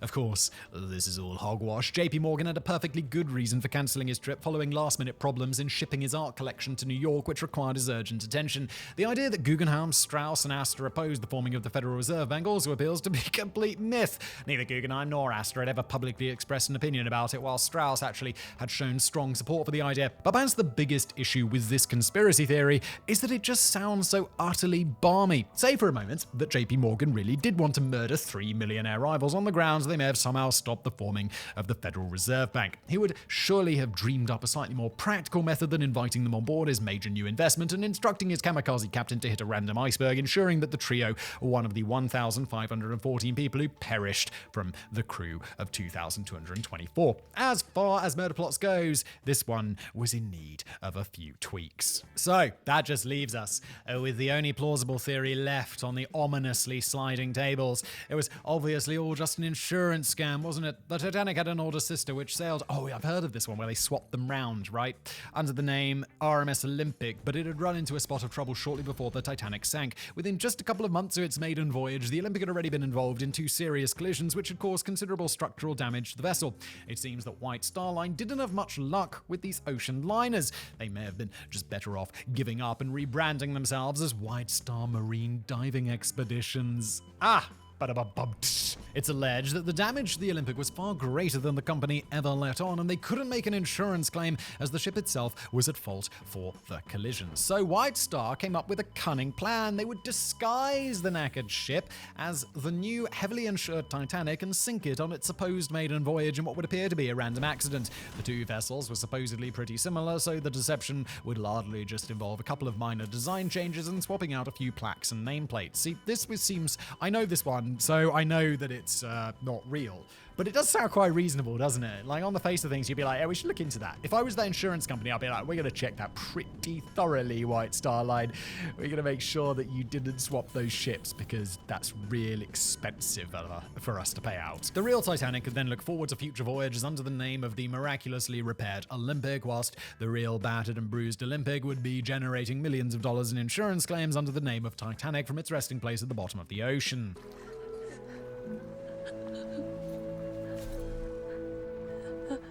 Titanic truthers point out a thing, is it? Good. That the Olympic had 16 portholes, whilst photographs of the Titanic under construction show that it only had 14 portholes, yet the Titanic had mysteriously gained 2 additional portholes after the wreckage was examined. So there we have it! The sinking of the Titanic was just a dodgy insurance scam, and the ship never sank at all. Spoil sport skeptics there pointed out that endangering the lives of over 2,000 people would again be a pretty complicated and long-winded way of picking up an insurance payout. We might also want to consider that the sinking of any vessel would have been absolutely disastrous PR for an ocean liner business, and the loss of confidence in the company would far outweigh the benefits of any insurance claim. Yeah, which I didn't think about, which is It's blindingly obvious when you think about it, isn't it? Especially if you were like, it's unsinkable. No one's ever going to trust you again. And it seems that the Titanic wasn't that heavily insured anyway. At best, White Star Line may have recouped 2/3 the value of the ship. The similarities between the vessels were massively overplayed, and it would have taken a major overhaul to fool anyone into thinking that the Olympic was the Titanic. As for those 2 extra portholes, it was later evidence that they had been added to the real Titanic before the doomed voyage. So, like, they must have been added. And that's exactly what happened. The damage to the real Olympic was also overstated, and the ship was eventually patched up for a fairly reasonable $200,000. And the later examinations of both the Titanic wreckage and the dismantled Olympic, which was taken apart in 1936, have yet to reveal a single fragment of evidence that either ship was in disguise. British historian Gareth Russell notes that if White Star really did plan a dodgy switch to claim on the insurance, it would have been slightly easier just to set the supposed Titanic on fire while docked, instead of sending it out to sea full of thousands of people and aiming for the nearest iceberg. In his words, the theory is so painfully ridiculous that one can only lament the thousands of trees which lost their lives to revive the paper on which it has been articulated. Well said. I'm just waiting for the day when it's finally revealed that the Titanic really did have a hull number which read no Pope when held up in a mirror, and those Catholic employees who never worked at the Belfast shipyard are proven to have been right all along. Never happening, Danny. A man can dream, though. A man can dream. Global warming. It's perhaps not too surprising that it took most people a little while to get on board with the idea of climate change. If we went back in time and tried telling the people of the 1950s that the human race are adding heat-trapping gases to the atmosphere and catastrophically changing the climate patterns that all living creatures rely upon, I suspect that most of them would scoff at the very notion and go back to gleefully burning some more tires in their backyard. Yeah, the past is crazy. What a scene that always stuck with me from Mad Men was like where the Don Draper and his family are out for a picnic. They're just in some nice nature, having a good time. And then just before they leave, Don just gets up and there's all this like trash and stuff that they've had from their picnic, and he just shakes off the blanket into nature and folds it up. And it's just like, yeah, it's done. We'll just leave all that here. Like, just so nonchalantly, like, just like... oh, that was just like normal. And then they get back in their car drunk without seatbelts, and you're like... the past was fucking crazy. But by the time you get to the 21st century, you'd have hoped that some of the world's more influential figures might have cottoned on to the fact that there's pretty much a 100% consensus among scientists that global warming is very much real and not just a conspiracy thrown about by tree huggers. It does amaze me how many people are like, I'm not really sure about this. And it's like, you don't have to be sure, just listen to the scientists. It's not complicated. There'll be people in the comments being like, well, I'm not sure. It's like, shut up. You don't know more than scientists. The weird thing about this one is that there is a genuine conspiracy at work here, but the victims of the conspiracy are the conspiracy theorists who've been fooled into believing that climate change is the conspiracy. Outspoken UK broadcaster and former Top Gear host Jeremy Clarkson has very recently and perhaps very reluctantly admitted that there might just be something to climate change, but it took him a long time to reach that point. Just a few years back, he was using his column in the Sunday Times to come out with statements such as this: science fiction is thriving, although today it's all being written by global warming enthusiasts. Really? I always thought Jeremy Clarkson's quite a rational person. Like, a lot of his comedy kind of comes from, like, rationality. Like, and making fun of people who believe silly things. I'd have thought he'd kind of, like, have noted this a little bit sooner. He also noted every time they show a climate change program on TV, 42 people will watch, 8 million will watch Top Gear. And he didn't, yeah, but that's because Top Gear's interesting and climate change, like, as important as it is boring. It's boring. And he didn't have much time for Greta Thunberg either, pointing out when a teenage girl has an angry, tearful strop, most parents just send them to their rooms until they've calmed down. Former rock guitarist and modern-day self-proclaimed madman Ted Nugent has long claimed that global warming is a fraud largely perpetrated by Al Gore, who is apparently a doomsday zealot and a master of scam. What's Al Gore gaining out of this, though? You gotta, like, what's he getting out of this, really? But it gets even more worrying when politicians join in on the boiling fury. Former governor of Alaska and former Republican Vice President Sarah Palin. Wait, Sarah Palin was Vice President? Under Vice President? Under who? Wait, wasn't she just a candidate?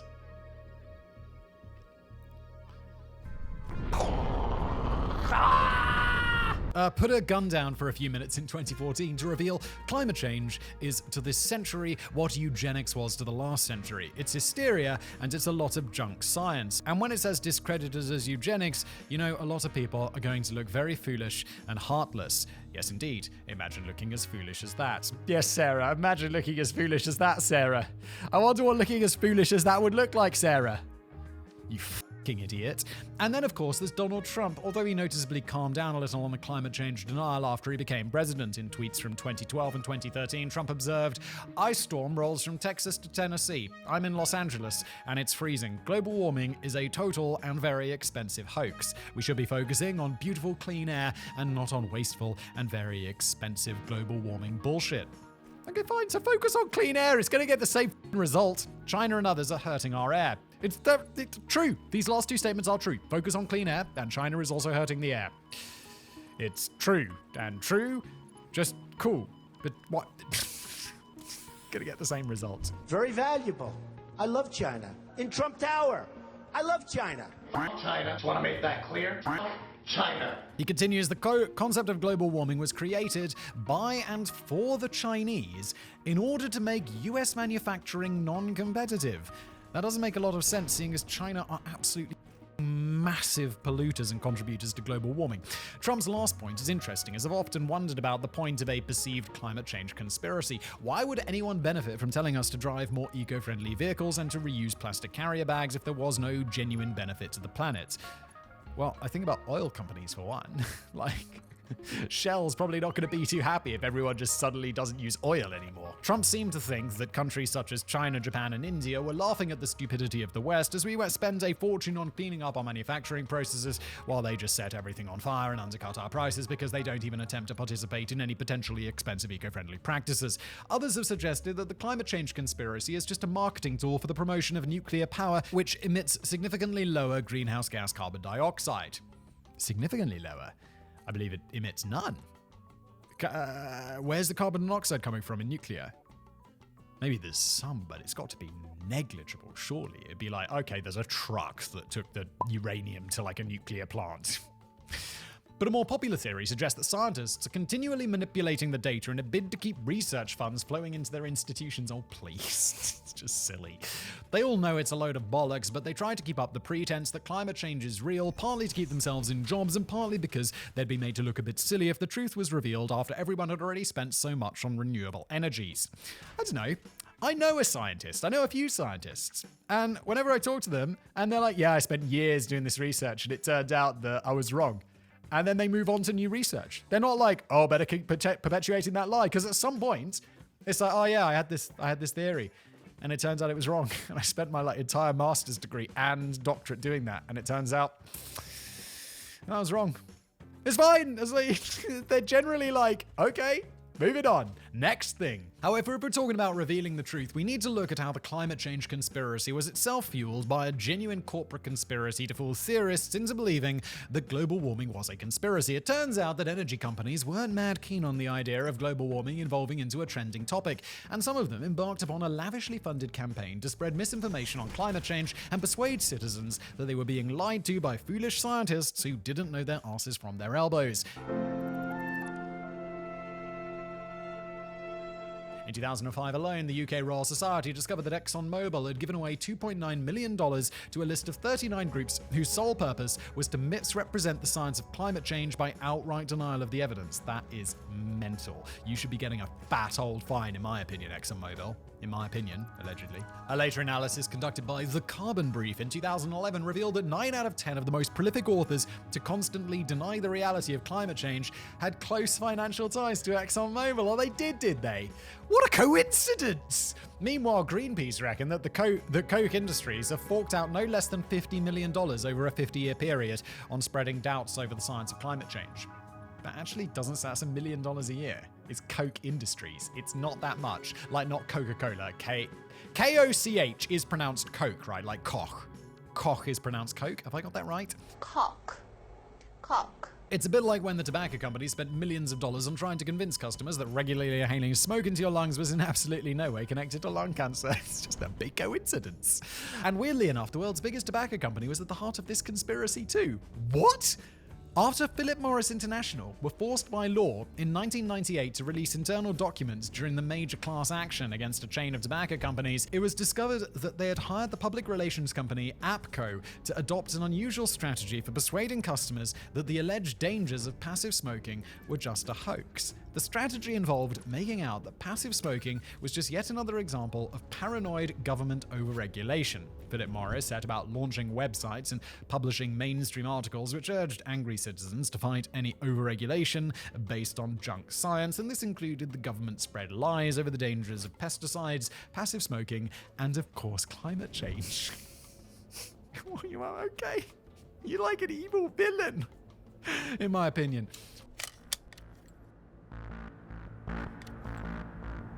Target acquired.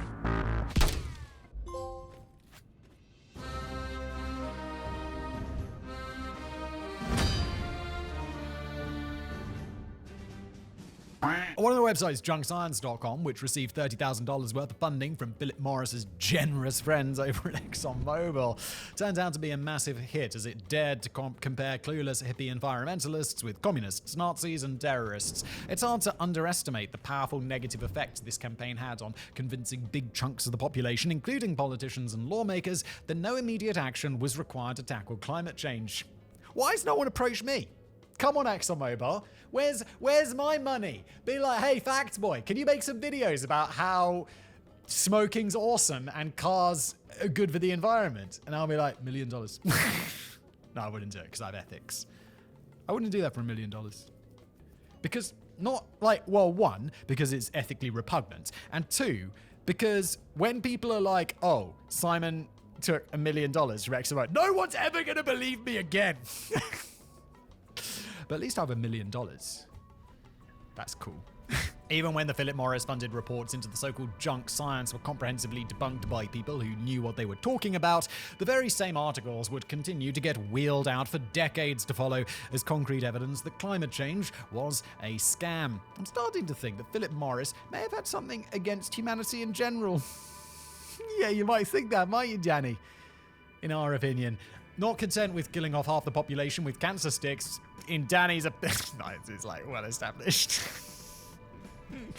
They were now waging a propaganda war against the very planet on which they were raking in millions of dollars. Thankfully, such devious and damaging corporate campaigns are now largely confined to the recent history books, although climate change denial hasn't completely disappeared. It might be a bit more helpful if some of the eco-warriors themselves learn to practice what they preached. I know where we're going with this. It's like, peace and love, everybody. Don't forget, switch to electric. And I'm going to go give this same speech across the country. And yes, I'm traveling private. Leonardo DiCaprio picked up a Green Award in New York in 2016, but flew over 8,000 miles in a private jet to pick up the damn thing. Meanwhile, Prince Harry and Princess Meghan Markle have regularly flown around the globe on private jets to lecture the world on climate change. It's rich irony, isn't it? The BBC have estimated that just 2 of those many flights would produce 6 times more emissions than the average Brit would produce in a whole year. It could be argued that influential figures should be allowed to leave a bigger carbon footprint if they're helping to spread an important global message for the greater good. Besides, Prince Harry and Princess Meghan are unlikely to fancy squeezing themselves onto an EasyJet flight with the peasants. Which is also fine. Like, it's gonna, like, when you're that famous, it's going to be very unpleasant. Like, because, just can deal with it. This is the thing. They didn't make this choice, though. I think that's different. Like, Leonardo DiCaprio, in many ways, he got himself into it. Whereas Harry, he's kind of like, he was, as insane as it is, he was born into it. So I kind of cut him a little bit of slack. Oh, really? Please. Boo.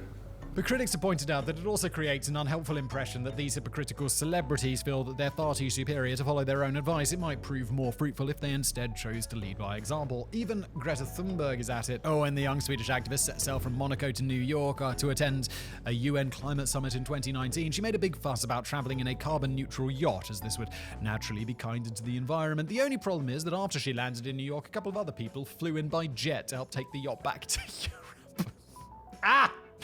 Greta's trip ended up generating more carbon emissions than if she'd just chosen to fly on a plane like a normal person. But for Greta, that might have seemed just a little too uncool for a global warming activist. It is crazy, like nowadays when I book a flight, it tells me how much carbon dioxide is being emitted. It's like tons. And you're like, oh my God, how? Tons of carbon, and it's a gas. Imagine how much that is. God damn, it makes me feel bad. But then I realize I have to go somewhere, so I book it regardless. And it's like, okay, well, what do you want me to do about it? Like, I'm obviously on this website to book a flight to this destination. Do you just like me feeling like a piece of shit? You like me not taking a holiday? Do you like me not traveling? Like, off. Why? You'd be like, oh yeah, well, okay, this flight does burn 2 tons of carbon dioxide, or it does emit 2 tons of carbon dioxide. Okay, I won't take it then. That never happens.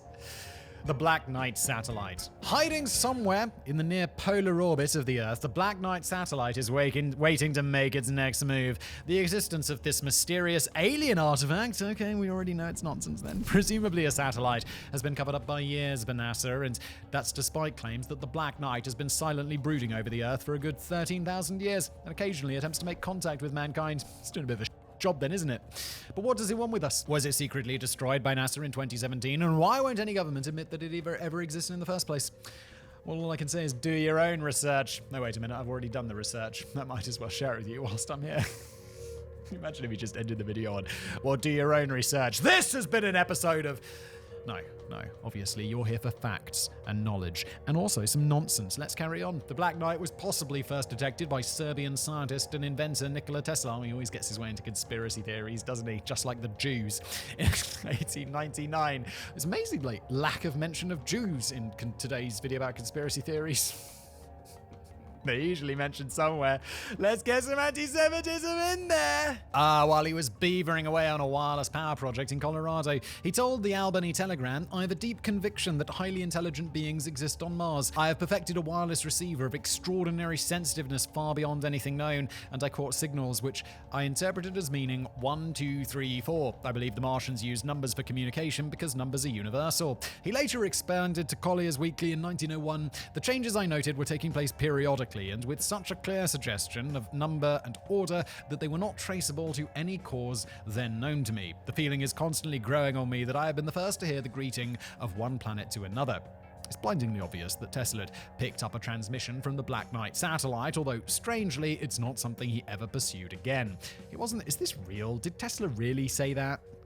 He wasn't the only one, though. In 1928, the amateur radio operator Jørgen Hals stumbled across something quite peculiar. As he transmitted radio signals from his home in Oslo, Norway, he found that the signals were bouncing right back at him a few moments later. Jørgen was convinced that aliens were responsible for returning his signals back to him in sort of an intergalactic game of ping pong.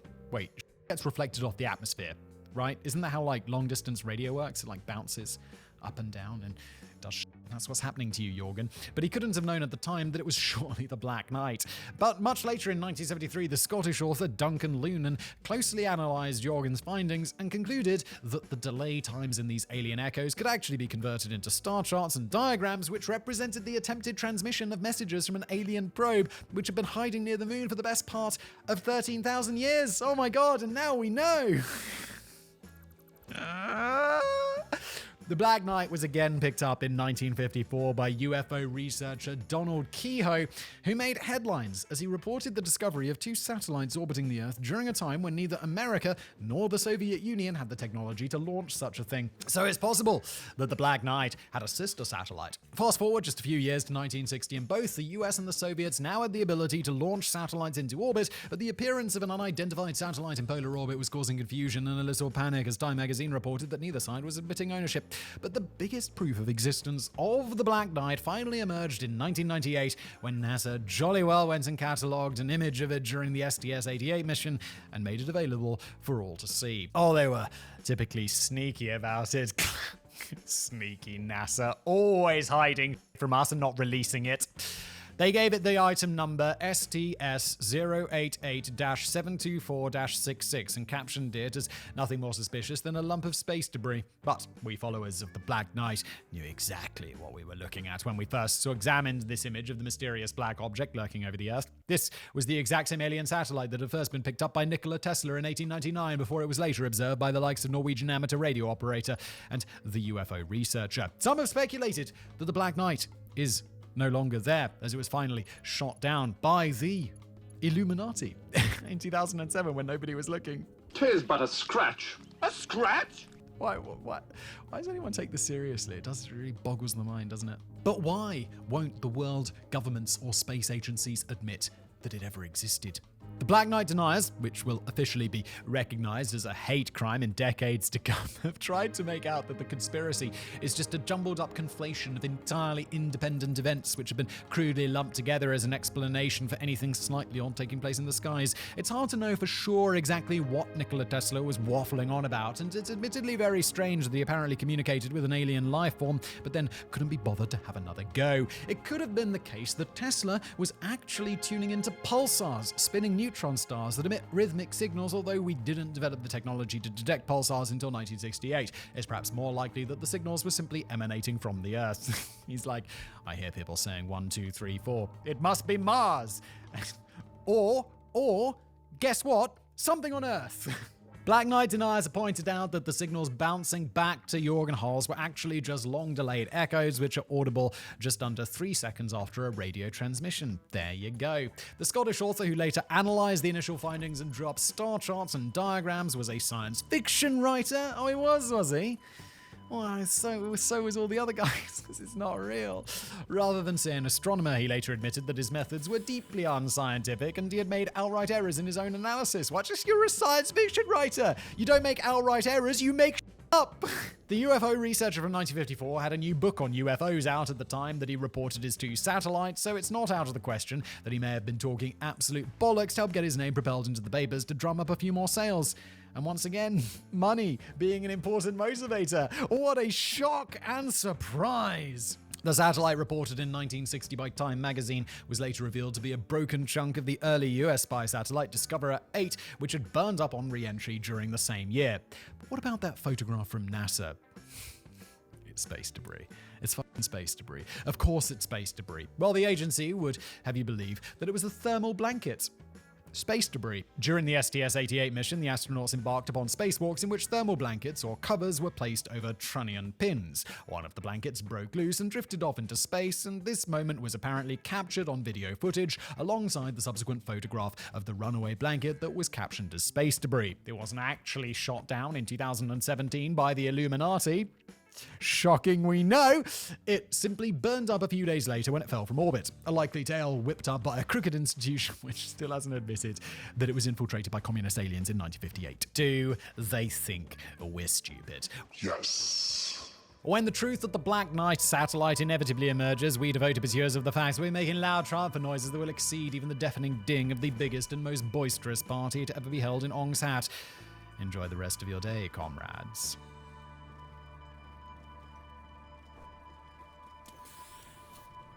That was a long one, guys. Long one. I'm gonna have some lunch. I'm super hungry. Strong end to the video there, Fact Boy. Thanks for watching.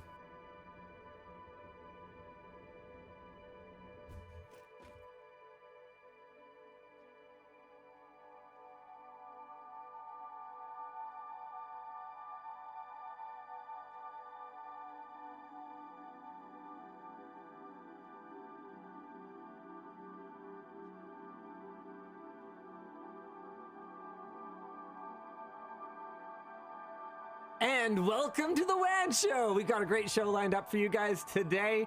Unity introduced install fees. Literally everyone hated it. I mean, I hated it. Me did you too. hate it? Yep. Dan, did you hate it? Hands up. Dan hated it. Why is his hand not up? Ah, there we go. Okay, that's it. Oh, he's got 2 hands. Dan, you can't vote twice. I'm very, very against. Speaking of voting, California has passed a right to repair bill that actually looks kind of decent-ish. Yeah. What else that's we got exciting. this week? Bungie cheater legally barred from all Bungie games. How is that even possible? How do you ban... Did I say Bungie cheater? Destiny 2 cheater. How do you ban someone from playing your games? I mean, I guess, I'm sure we'll talk about it. What else we got? Barred. Also, I want to talk about this because it's just so freaking cool, and I'm going to pick the topic because he's an investor and I'm not. But Framework Gaming Handheld. Oh, I know, Someone made their own, and it's sick. I know. It's actually like one of the coolest things I've seen in a really long time, so I really want to talk about it. All right, we're going to do that then. Yeah. I don't know what's going on. It sounds like...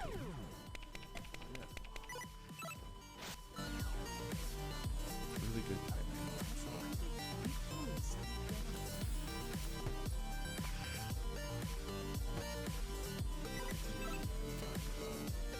The show is brought to you by Metadoc, Kudos, and The Ridge. All right, why don't we jump right into our headline topic today.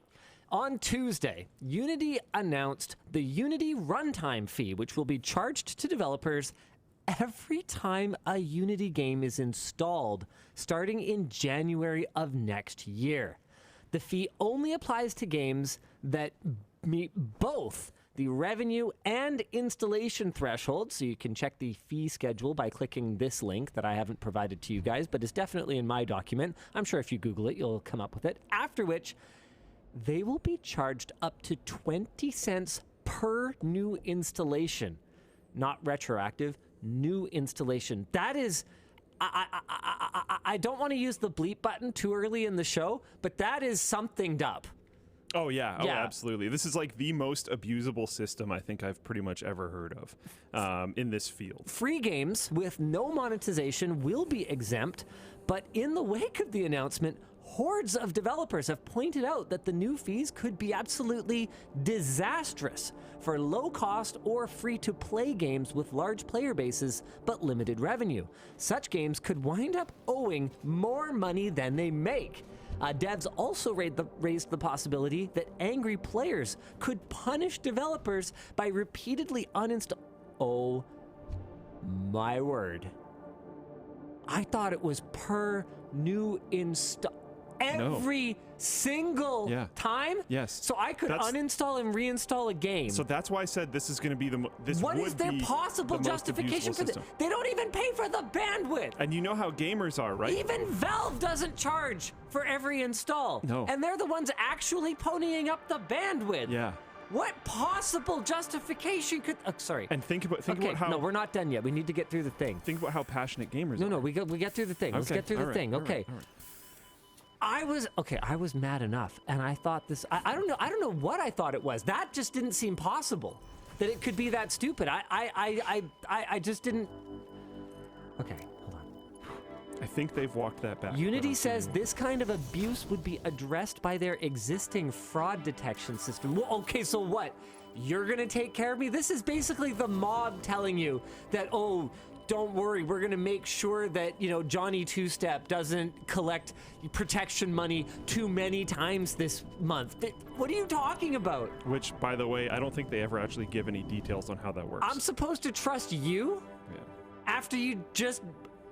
Several indie game devs have announced that they will be switching to other game engines or pulling their games from sale as of 2021.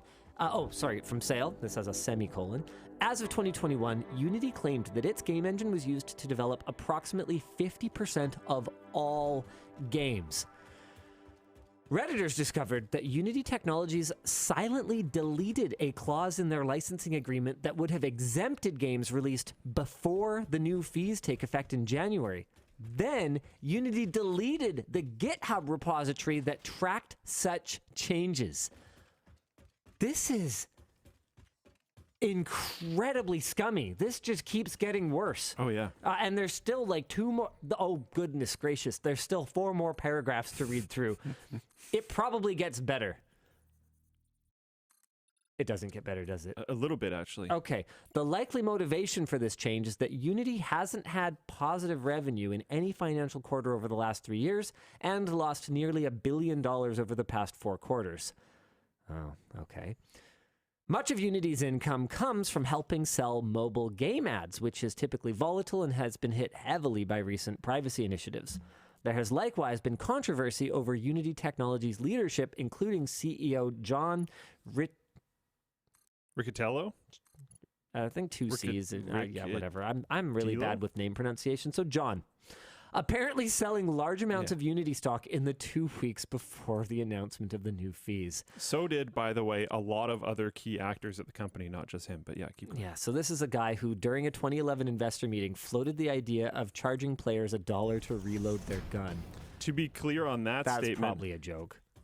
Not 100%. Oh, no. But to be clear on that statement, it was, I believe... Yeah, it was an unofficial recording of a meeting, and he was saying if you're like 6 hours into a play session and you go to reload your gun and it asks you for $1 to pay for it, you are in a position where you are more likely to accept that payment. I see. Which is still hyper scummy. But accurate, it's technically slightly different. I don't know. That's going off of memory. I think it's slightly different than that, but it's. Since the backlash started, Unity has clarified some things. They expect that 90% of their customers will not be affected by these changes. Okay. Reinstalls, fraudulent installs. What is a fraudulent install? Piracy? I don't know. Trials, demos, and charity bundle installs will not be counted as a new install. So what? Is it... Are we going to see a fresh resurgence in Humble Bundles then? Because is that a charity install? If it could there's some amount of money going partially charity, I don't know. Yeah. Web and streaming games don't count. Okay, so I'm having a hard time figuring out what does count. So is it just on the first install? In which case, no. Well, if a reinstall doesn't count. Well, I think that was, if I remember correctly. This was, so this is clarified or whatever. I believe it originally fully included reinstalls, and then they walked that back. That's why I said I think it's gotten better, because I do think that has happened. Riley saw tweets from some developers who apparently met with Unity representatives and said they have a little bit of hope again, so we'll see what Unity has to say next week. But I think that if we were going to put together a picture... Okay, sorry. D. Hollinger, I think this is correct, which is why I'm calling it out, because I've read this elsewhere. They walked back the every install language, but the walking back walks it back on a single device. So every single time you have a new device, that would count as an additional install. I suspect this doesn't necessarily mean new device. I suspect this means, like, effectively operating system. Like, I bet you if you have a computer and you reinstall your operating system, I bet you it's going to ding again. I don't know that. Yeah, it's hard to say because Microsoft manages to get the licensing for Windows to tie into the motherboard ID somehow. And it's definitely possible for them to do that. Yeah, it's just a matter of whether they would want to. Exactly. Yeah. Yeah. And I think the bigger question is, especially... There is a big difference between doing something and then it being a mistake and you walking it back and, fine, that's one thing. And preemptively covering your tracks and then doing it. So yes, I think them doing this in the first place at all is super scummy. Right, but they preemptively covered their tracks. It's like if you did something and someone found it in your Chrome history and you're like, I didn't know I wasn't supposed to look at that. You kind of go, okay. But if you walk in and deleted, they're in an incognito window and you're like, okay. Not only were you doing it, but you were trying to hide it. Exactly. Makes it worse. Yeah. That's exactly what I mean. I mean your okay, I didn't think this through defense doesn't really work. It rings kind of hollow. Yeah, for sure. Yeah. What was I going to say? There was something. Someone's saying there's no excuse for this. Please don't even try. Did I say there's an excuse Neither for of this? us are trying to excuse it. Nobody said that at all. What I said is that trying to hide it ahead of time makes it worse. I didn't say that it wasn't already bad. And what I said was that it has the situation has potentially improved, not that it's good now. Improve doesn't mean good, to be very clear. There's been a lot of major pushback. One that I thought was pretty interesting is from, oh my goodness, I can't use Twitter properly on this computer. Oh, I signed in.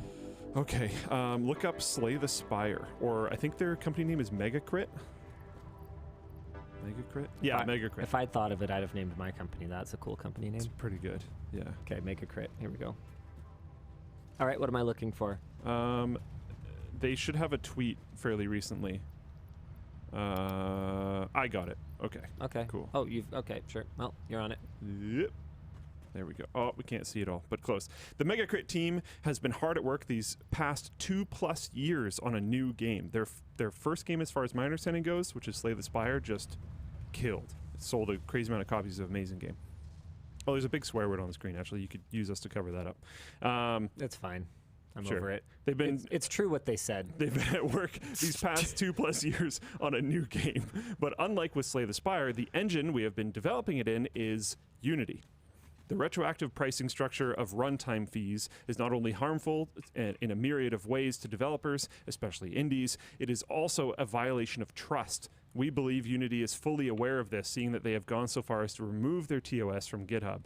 Despite the immense amount of time and effort our team has already poured into developing our new title, we will be migrating to a new engine unless the changes are completely reverted and TOS protections put in place.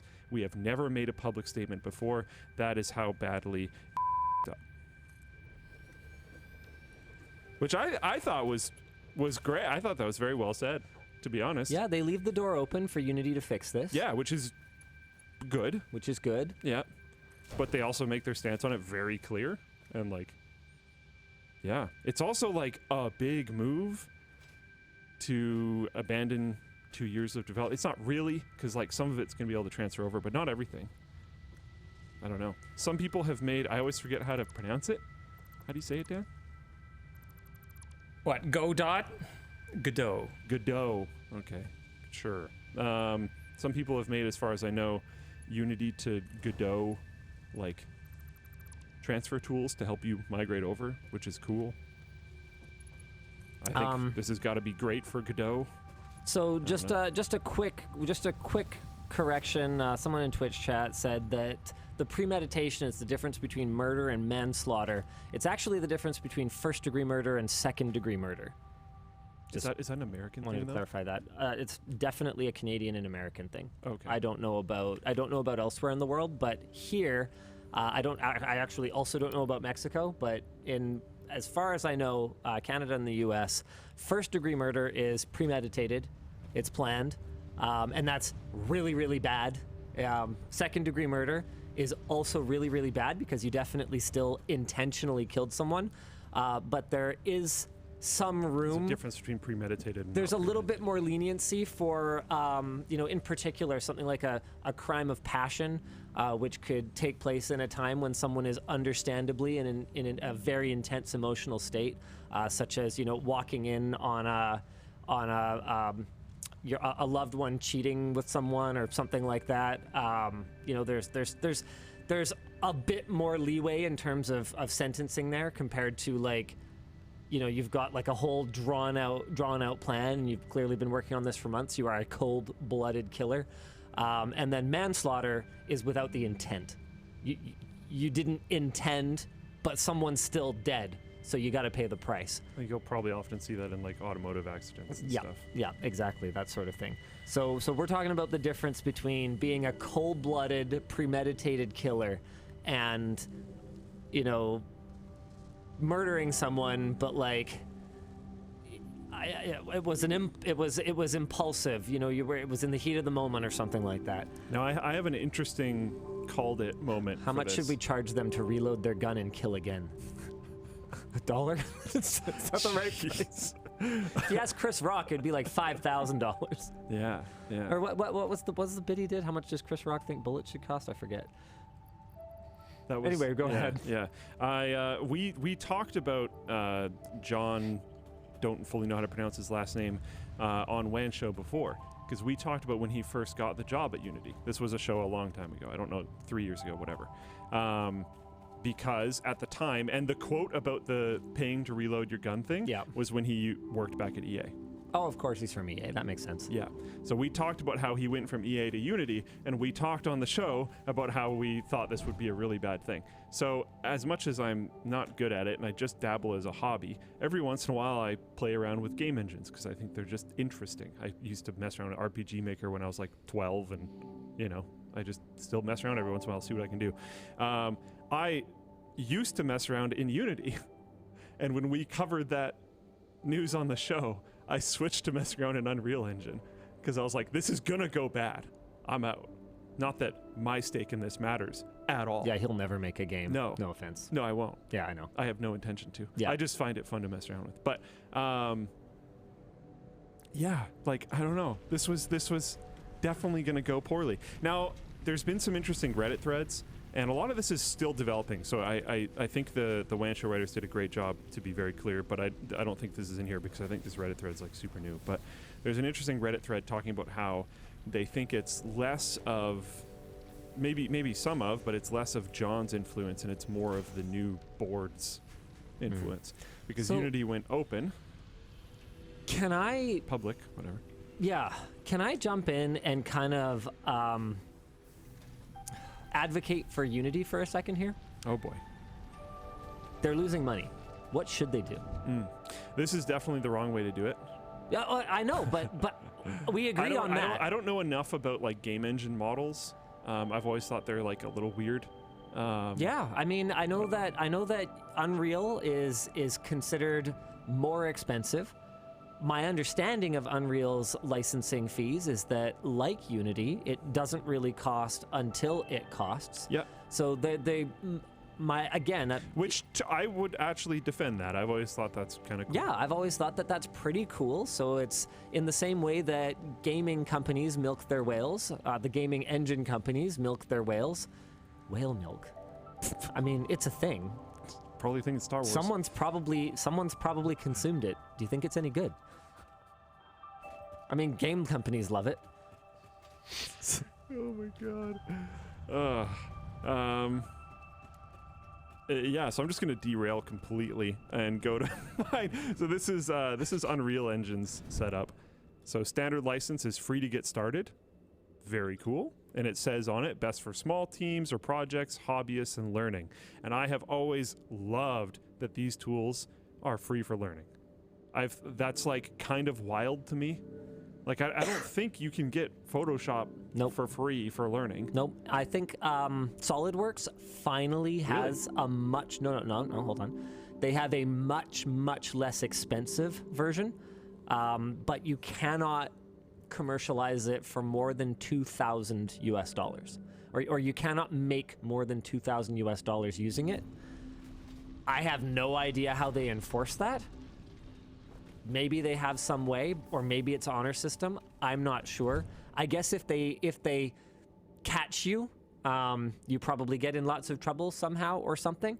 But they at least have an affordable one now. But I only bring it up because my understanding is they basically had nothing before, and I can't think of another industry where you basically just, unless you're in school, where you can basically just, as a hobbyist, as a self-learner, just use the tools for free, like the full fat professional versions of the tools for free.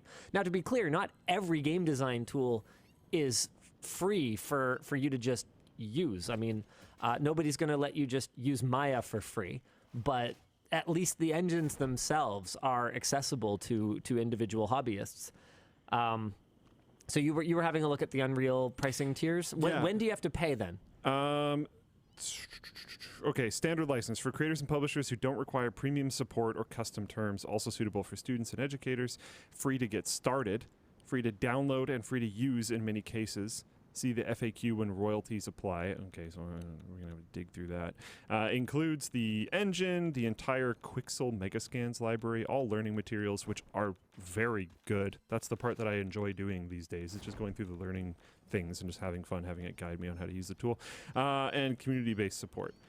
So I don't know what's in the FAQ, but I think it's like they skim a certain % on sales, something like that. Yes. And then, Oh, wow. I didn't know it was that high. I complain about per seat pricing for us. Enterprise program for non-games professionals seeking premium support, private training, and or custom licensing terms. That sounds very expensive. It's $1,500 per seat.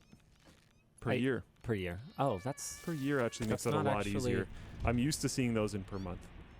Yeah, that's not as bad as I thought it would be. Yeah, because just G Suite is like $300 a year. Yeah, and do we get any support?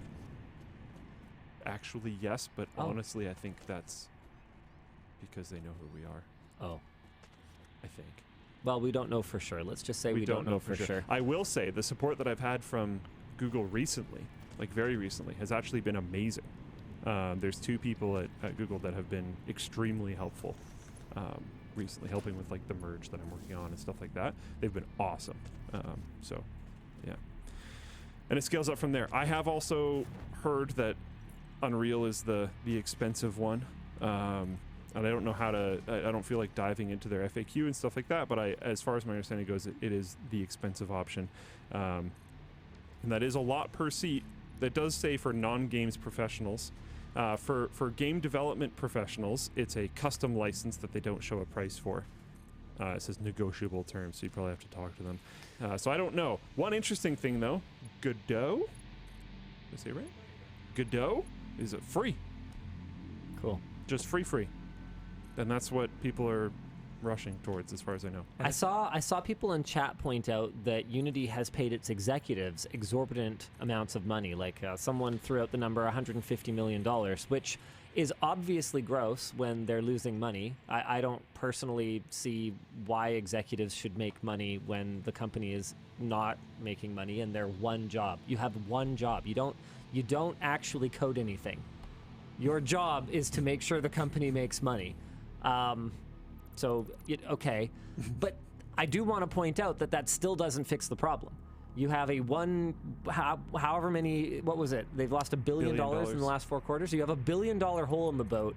You're not going to plug it with $150 million of was that executive $150 million executive pay for one person or the whole suite? That was a whole bunch of them. I don't know if it was the whole suite, but someone said, yeah, a bunch of them made like $150 million or something like that. Unreal is 5% royalty over $1 million USD. Yeah, okay. So let's go back to Unity then. That doesn't sound that bad. And I'll pose my question again. What do? They are losing money. I think we all agree we don't want them to go after the very, very small devs who are just scraping by with a team of 3 people or whatever else. They have to extract more money from the devs who are selling a lot of copies of their games. I mean, is it? I mean, I have a couple of ideas, but I just want to know, what would you have them do? Because they obviously are going to try to extract more money from the bigger devs who are using their product. But how should they do it? I have to break down their whole thing and try to analyze it, but the price per install stuff is, I know this is not the answer you're looking for. It's just not the path. I know, but... I know. But these things, I think the problem with answering this is that licensing and fee setups that are negotiable are very difficult to figure out on the outside. Yep, because like true. what I would say is like things like bandwidth contracts at big CDNs and all this other type of stuff is they're always cloak and dagger effectively. Completely opaque. Yep. I know people personally, and this is, I'm not talking about them. I know people personally that have gotten over 50% discounts on what is publicly shown on sites. Yep. So like, it's all just smoke and mirrors. Yeah. None of it matters. So when we start getting into these enterprise tiers where you are negotiating, like this Unreal thing, for professional game development, yeah, there's no public number. Contact us and we'll negotiate a term. That, how do we even comment on like, we have no idea what people are actually paying. Well, there's one thing that we can comment on. I'll say this much. If Unity wanted to increase their take from these developers, well, they should have done it on a going forward basis.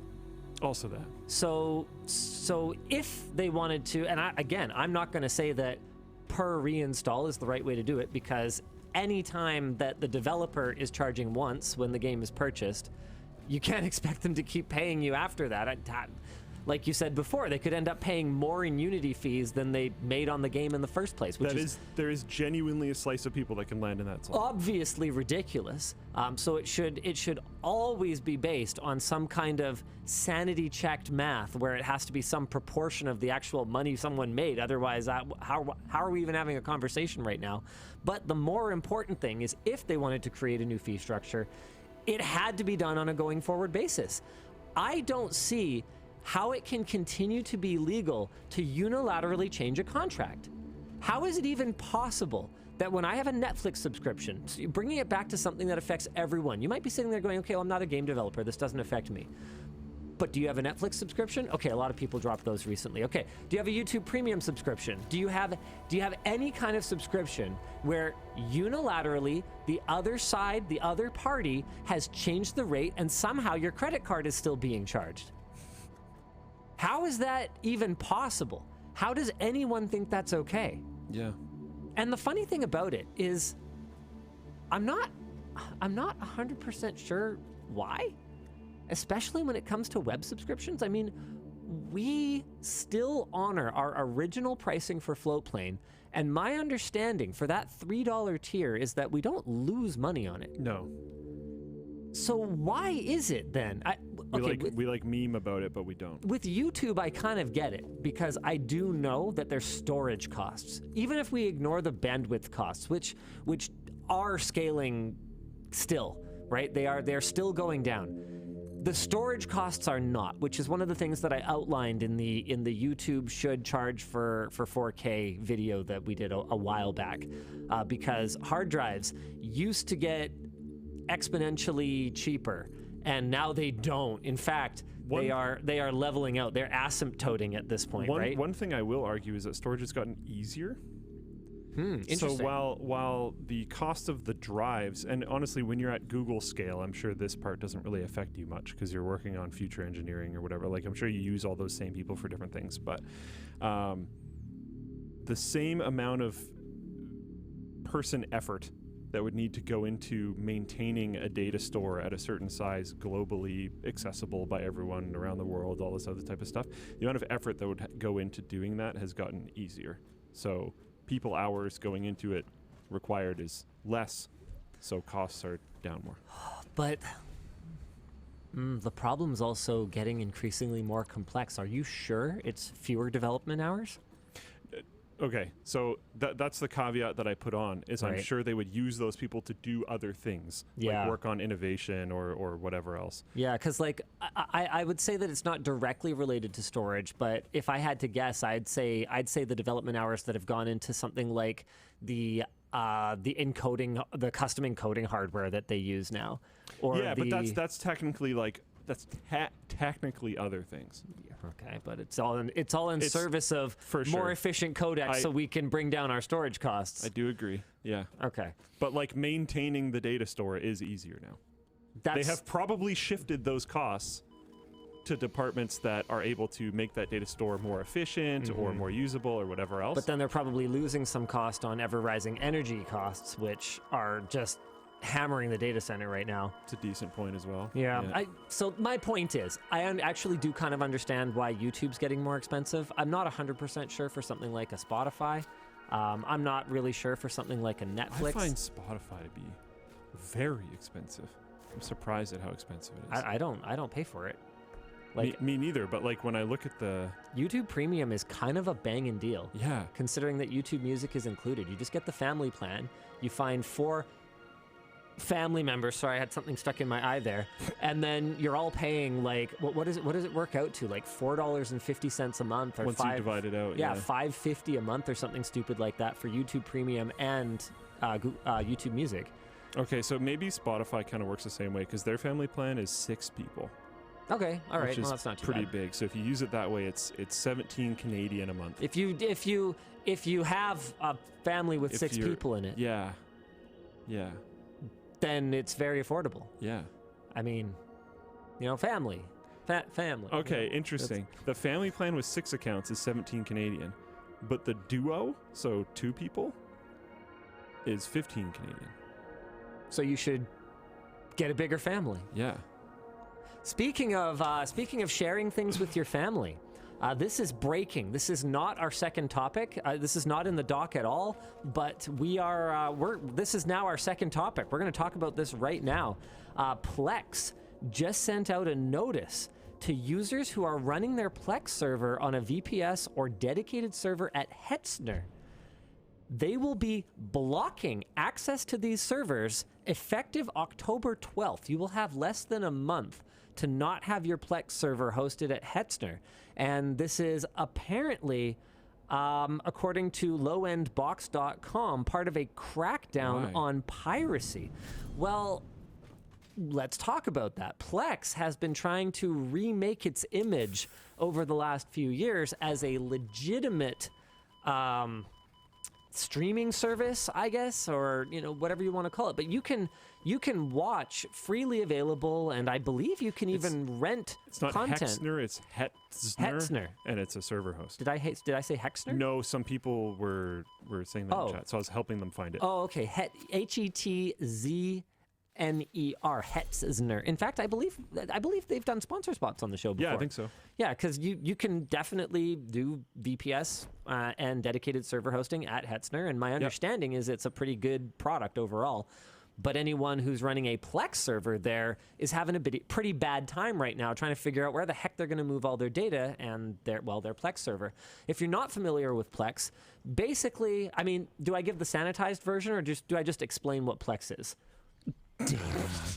I think you just explained what it is. Plex is a great tool for filthy pirates who collect ISOs and MP4s and whatever kind of media file. One of the most powerful things about it is you can dump pretty much any kind of media file into a library, and as long as you somewhat follow their conventions for naming your files, and you can use tools like FileBot, for example, to ensure or to quickly rename your files and make sure that they adhere to Plex's formatting, it should pretty much figure out what it is and then dump it into a graphical library that is easily navigatable and has all the metadata, including cover art and actors, and it'll even pull up things like extras and behind the scenes, so you can play that back. It'll pull reviews from, I believe, IMDb and Rotten Tomatoes. Don't quote me on exactly where it'll pull reviews from. And it'll pull, actors, so you could, browse and, I want to watch other things with this actor in it, for example. And there are lots of legitimate uses for Plex. You can rip your own files and dump those onto your server, and Plex will serve you up those. But what I suspect is that most people who are running a VPS at Hetzner are probably not uploading their Blu-rays to that VPS and are probably using it also as a torrent box and pulling down ISOs from places where ISOs might be found. Yeah, lots of Linux ISOs. And my take on this is that Plex is trying to shed that image, and we've seen that over. I mean, but honestly, why if they're trying to do that, why just ban out Hetzner? Well, it's not that. Why is it specific?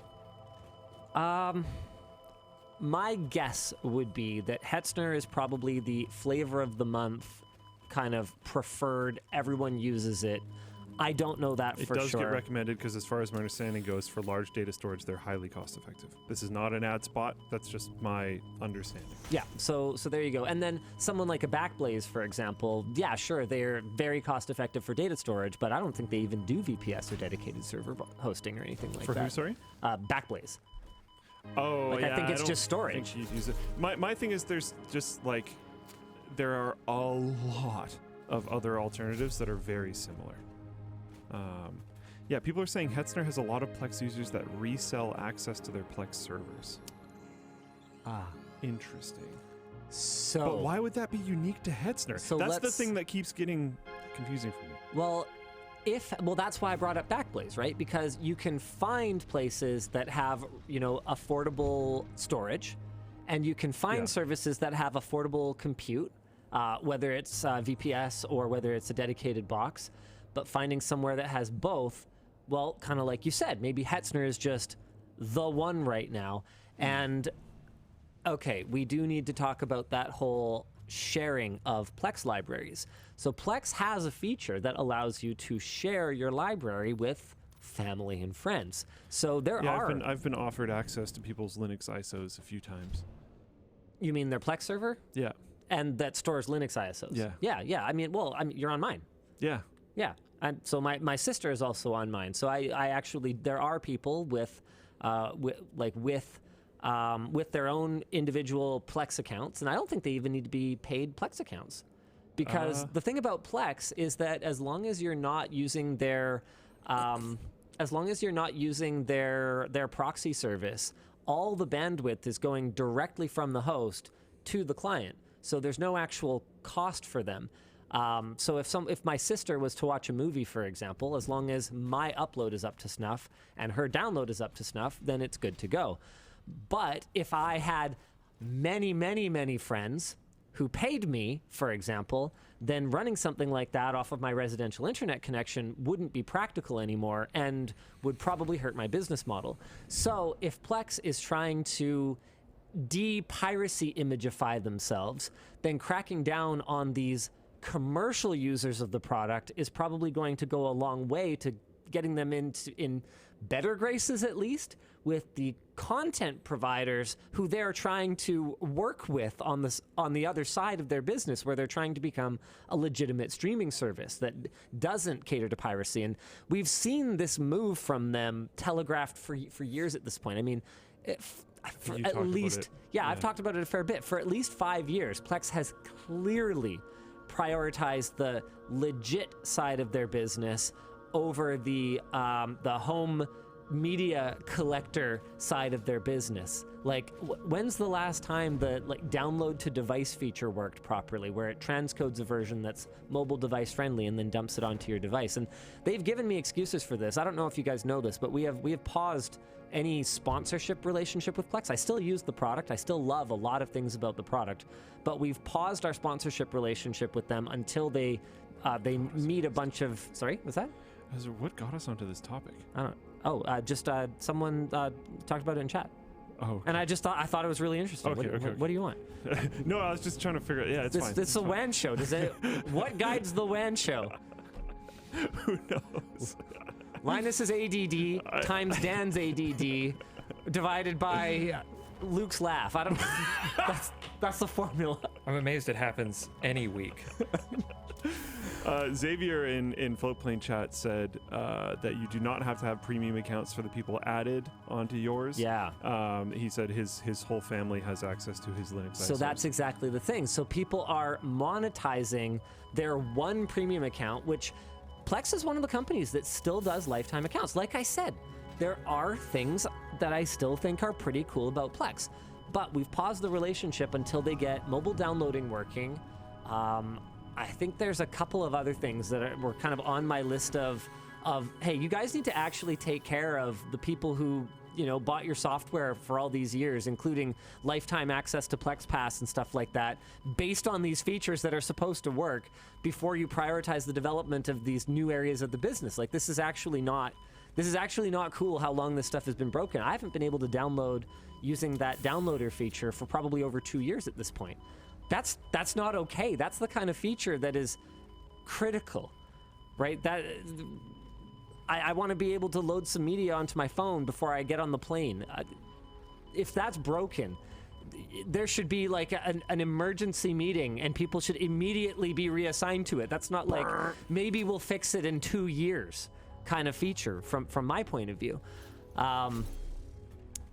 But I think this is just yet another move that Plex is making to legitimize the service, and I can see why a lot of people are talking about Jellyfin and Emby in the Floatplane chat, because those are projects that, due to their structure, are unlikely to ever change in this way. Although ever is a really, really, really big word, and at some point, I feel like every company that starts out catering to pirates figures out that paying users will give them a lot more money. Bit of an issue.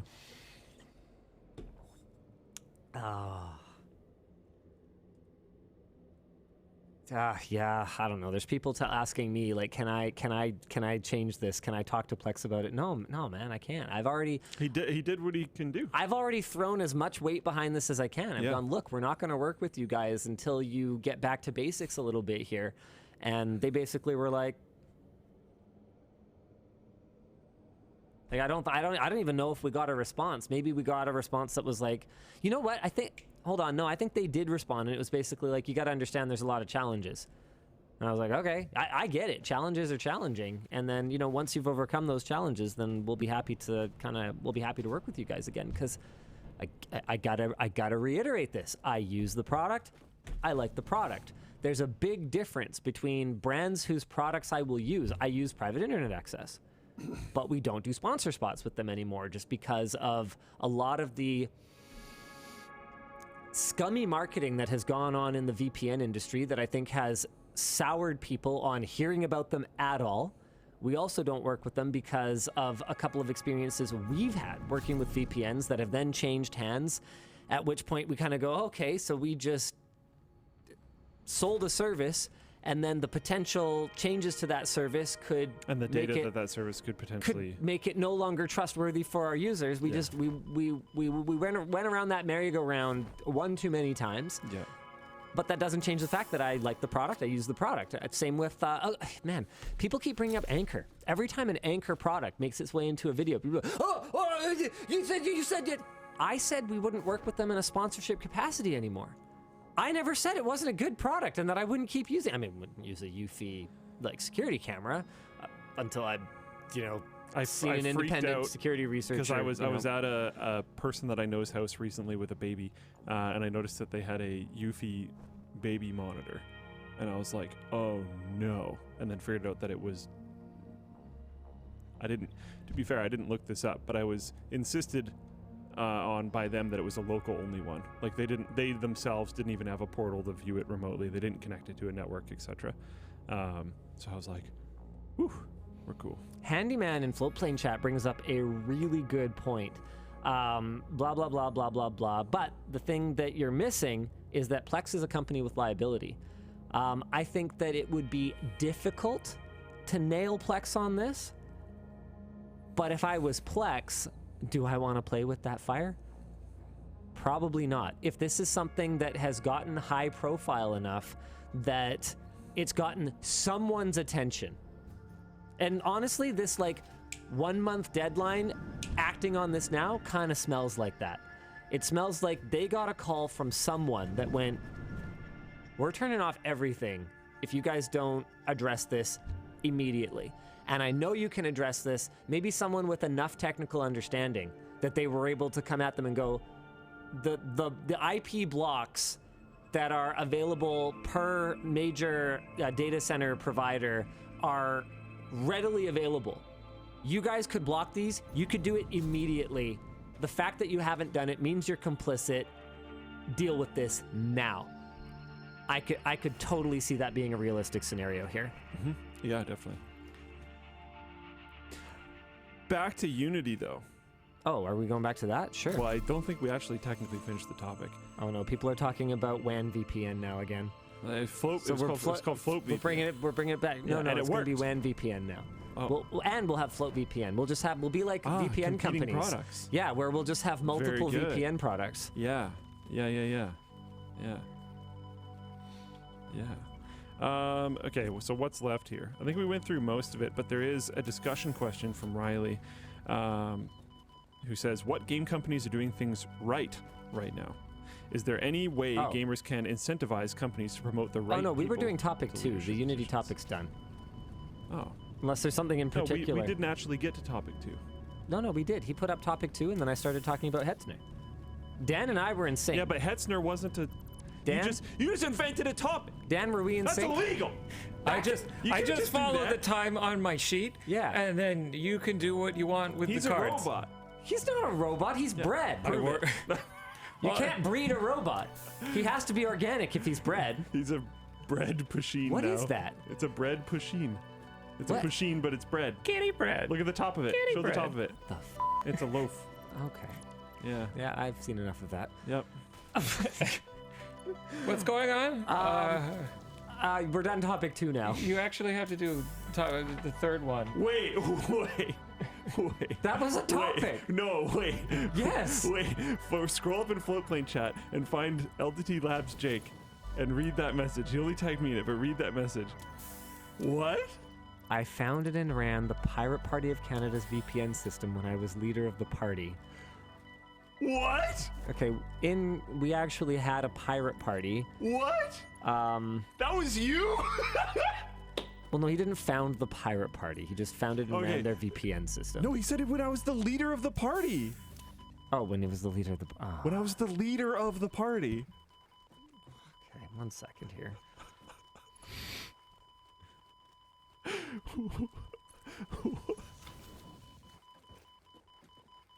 Oh my god. I think we talked about you on Wan Show back when the set... What the heck? That was you! Oh, we talked no. about That Wan Show Jacob years Dates? ago. Oh, no. I'm not even kidding. I'm pretty sure it was the red and blue set on the other side of the building, and we talked about the Canadian Pirate Party. No, I helped found the party. I was the youngest leader of a federally registered party in Canadian history. How has this never come up? I mean, if I was applying for jobs, I probably wouldn't bring it up either. Okay, but he's worked here for a while now. We talk about stuff sometimes. How has this never come up? I don't know. Oh my god. Wow. Look, I gotta be honest with you. That's amazing. It wouldn't have affected your prospects. No, yeah. I probably would have thought it was hilarious. Yeah. But I mean, I do feel a little blindsided finding out fact. Yeah, it's not general advice, but yeah. Okay. Anywho, a long time ago. That's fair. Yeah, but it was 14 years ago. Wow. That's hilarious. So yeah, the Pirate Party of Canada was a thing. I told everyone in my family that the Pirate Party existed. Yeah, I mean, I talked about it. I never considered voting for it because I was like, sorry, but yeah, sorry, you didn't have a real platform. No offense. Oh man. Oh man. Okay. Wow. So we're bringing it back now then, I guess, obviously. Yeah. Why not? I mean, we've already got the leadership. Yeah. Now all we need is supporters. I mean, we could drum some up. Party Let's go. ship can float on the Float VPN. Yeah, and I mean, I could probably do some fiery speeches. Oh, I'm sure. Yeah, I mean, we got it. We got writers. We got writers for the speeches. We got. But new Canadian law: everyone must receive one Canadian-sponsored red and white LTT screwdriver. What? I don't know. We have a dumb policy. They would have to steal them. All the fun. You wouldn't download a screwdriver? Yes, you would. Oh my goodness. The VPN money goes into a super PAC. Yeah. Oh no. Wow. I don't think we have super PACs up here, but it doesn't matter. The point is, do we not? That makes sense. That's an American thing. That's probably good. The point is, it's time to explain and do a couple of merch messages here. Yeah. We don't do super chats, we don't do Twitch bits, we do merch messages, because the way we see it, if you're gonna huck money at your screen, you should darn well get something for it, like a water bottle or a screwdriver, something cool. Oh, the ratchet's locked. Dang it. Okay, there, or a screwdriver. So all you got to do is go to lttstore.com, and in the checkout, you are going to see, in the cart, dang it, I've been doing really well lately. In the cart, you will see a box whenever we're live to leave a merch message. It'll go to producer Dan. Oh, sorry, there you go. And gone. No, sorry, we'll try that one more time. Okay, wave, okay, we'll get the timing right. Okay, I took too long that time. It doesn't matter. The point is, it'll go to producer Dan, who will check your message down here, send you a little reply, or get your reply some other way, or curate your message for me and Luke, and often Dan, to talk about on the show later on. Why don't we do a couple? Show you guys how it works. Dan, do you have a couple merch messages for us? I do. I got a bunch here. Hey, LLND, love the pins. Can't wait for more. Question for Linus.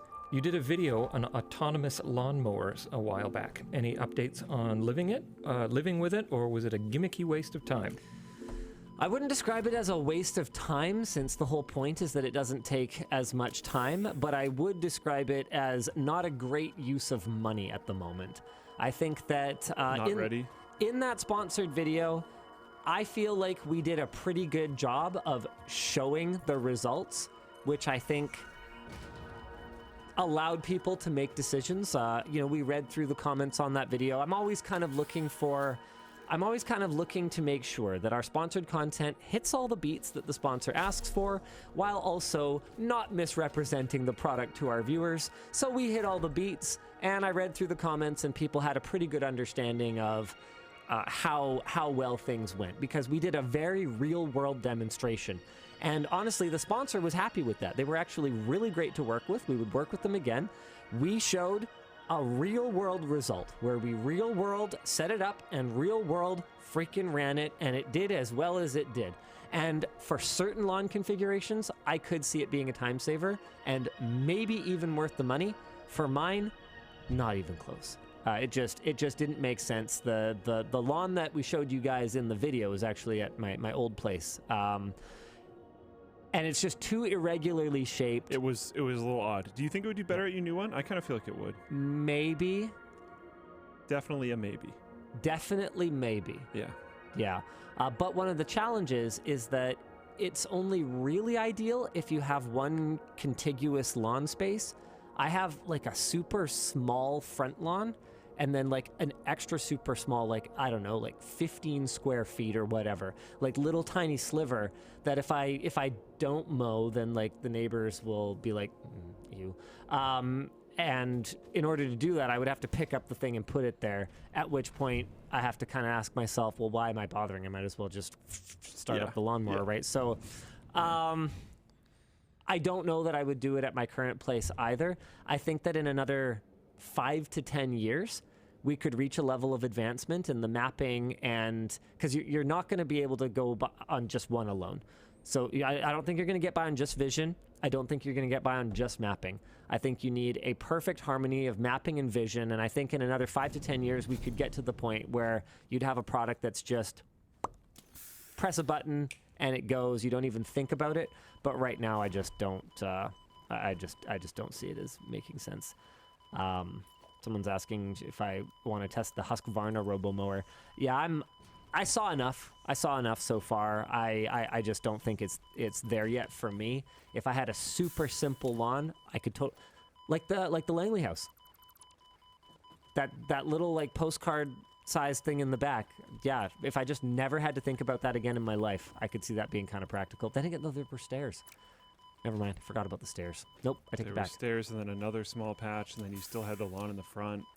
Yeah. So it's like, I don't know, Vancouver, man. It's like rainy and rocky and slopey. I'm sure there's places where it would be better. Where like everything is flat and it's like a totally, all at once developed suburb where everyone just has like a square lawn or whatever else. There's definitely places where it would work. It's not here, and it's not for me. Okay, Dan, hit me. Hey, DLL, I entered a competition in a mall today. At the end of it, it redirected me to a full detailed table of every entry. Who would you report this to? Can't find the Deb, told the mall staff.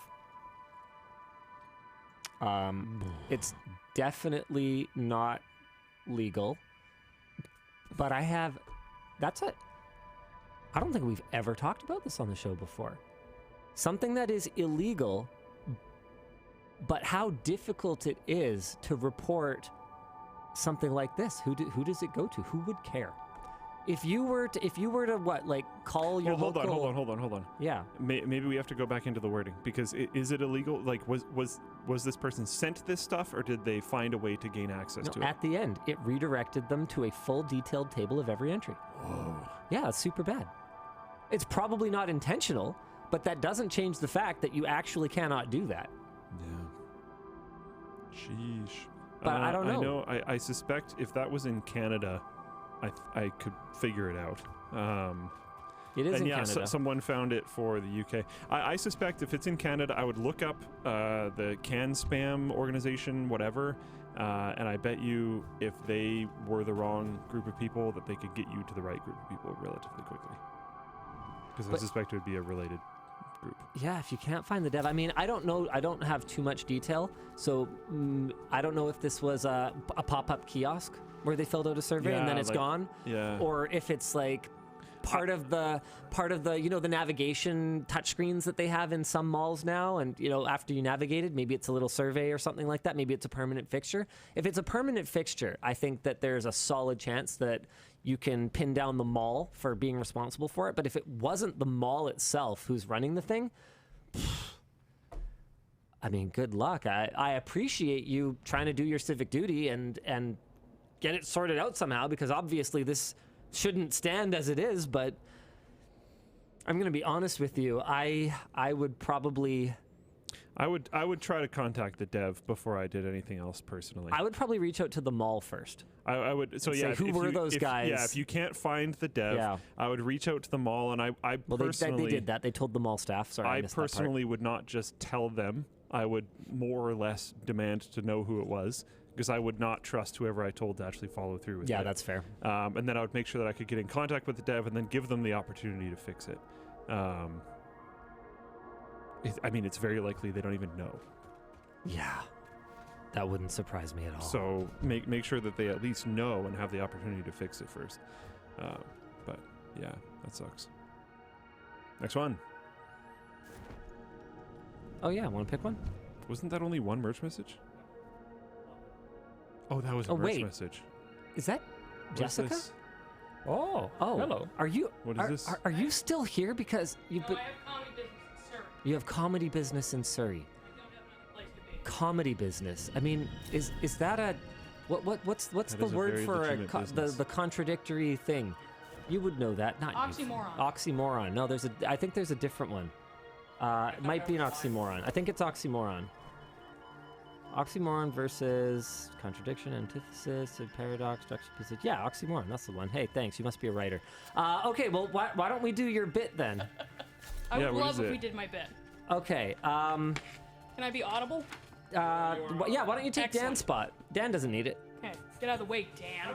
Wow. I mean, you don't have to be mean about it, but... Move, Dan. Get out the way. It is I, Shadow. Okay. What is this again? All right. I have no idea. So I have created a very fun game for you both. I hope it will be fun. I put you on camera, by the way. I got some perfectly normal products off of Wish.com's tech section. Okay. And seeing as you are a renowned techspert... Which of us are you talking to? Surely him.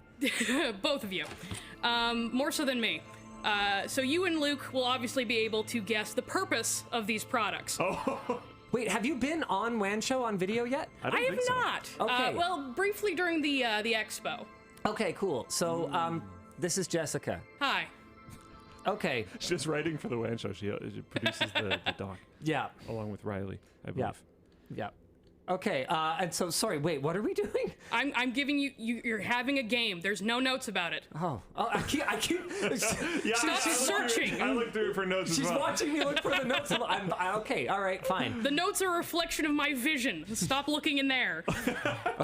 So the rules are as such. You are trying to guess the advertised purpose of these products. Oh, no. Not what they look like they're for, what someone tried to convince me to do with them. And you may ask me yes or no questions, and I will only confirm if you are correct or incorrect. Okay. And you may ask me how to turn them on. Because some of them are confusing. Okay, all right. And are we competing, or You can if you want, but... Sure. Team effort? Team effort. I think the vibe I'm getting is we're not going to get any of these. Oh, okay. I think... You probably will get some of them. Okay, so this is number one. I see. So it's a clip-on light? Oh, okay. Well, okay, I know what this is. It's a telephoto lens that you clip onto the back of your phone so that you can magnify your camera, but you told me that these are going to be non-obvious. So we're starting easy. What is it, like a gynecology tool? Nope, or? you got it in one. It is in fact intended to clip onto the back of a phone.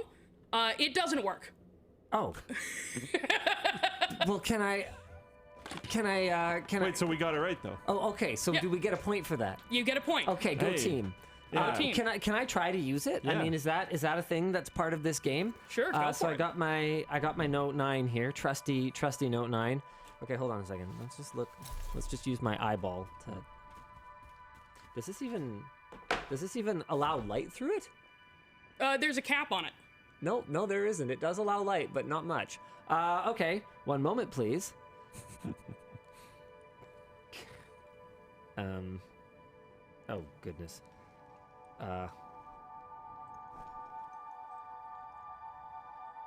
I don't think anything could be more trash if it tried. I mean, it technically functions, but that's the worst. That's wow. the worst. Okay, so here, hold on a second. Let's go to the loot cam. Yeah. And then let's look at here. Look at my pores. Let's look at. Oh my. Okay. Oh. Yeah. So that's how blurry it is. I might as well have just taken a photo and then enhanced. Yeah, it would be probably less blurry. And before you ask, yes, it's aligned. It took him a bit to align They it. suggest taking pictures of the moon. I mean, if you want to see a gray circle. Whoa, hold on. There's a focus wheel. Oh, that's pretty good. I mean, well, good is a really... From here, my eyes are bad. Good is a really strong word, Luke. But... How much was this? I like less than $5. Okay, hold on. I've got a comparison shot for you guys. Okay, so... Here's... Okay, hold on. Okay, so I've got Dan. You got normal zoom and then do like omega zoom just through the phone. I don't have that. Okay. Okay. So, oh no, this is not good. Okay, we're going back to the loot cam. This is not good. Okay, so here is Dan with the attachment. Okay. And I've realized this is not the best way for us to evaluate something like this. You guys looking through a camera at a tiny little... well, hold on. Okay, so here is Dan with my Note 9, which is not a particularly modern phone. Okay? Just, enhanced. So here's my... Oh, stop. Can you just... Bubble, go away. Stop. Okay, rotate. Thank you. Okay, so here is Dan just... digitally enhanced. Enhance. Yeah. Yeah, it's way better. Yeah, that is wow, that is just obviously, clearly, immediately, obviously better. This is literal manufactured garbage, and whoever made it should be ashamed of themselves. Okay. Item 2? Yeah. All right, hit me. What is this? Dan is big foot. So, okay, it's going to turn on, and those are going to spin, so like helicopter style. Okay, I mean, sure. Okay. Okay, you know what? This doesn't have to be a competition, but I do have a theory. Don't hide it behind me. Okay. Oh yeah, sorry. Okay, so this is what it does. I'm just gonna we'll put it on the top of our laptops. That'll work perfectly, and nothing could go wrong. Yeah. It looks like you're wearing one of those little hats. I'm a wizard. Okay. I have mine written down. Okay. Do you want to go first? Sure. I said desktop hand cooler. I said air purifier. Oh. Wrong and wrong. Oh. I mean, I don't know what this... If it's just supposed to enhance air circulation or something like that, then you could sort of make an argument, but how does it feel? It doesn't. No, it doesn't. They're not angled, so it's not a fan. It just moves it around, which is why I thought maybe it was like a fako pseudoscience medicine purifier or something. But okay, fine. What? I do have one of those. Okay, hold on. Give me a little bit longer here. Literally no markings on it whatsoever. Did you remove labels and markings? I removed a marking from one thing's packaging, but otherwise no. It came exactly like that spinny obelisk. I honestly, I thought I had it. I got people saying maybe it takes out insects.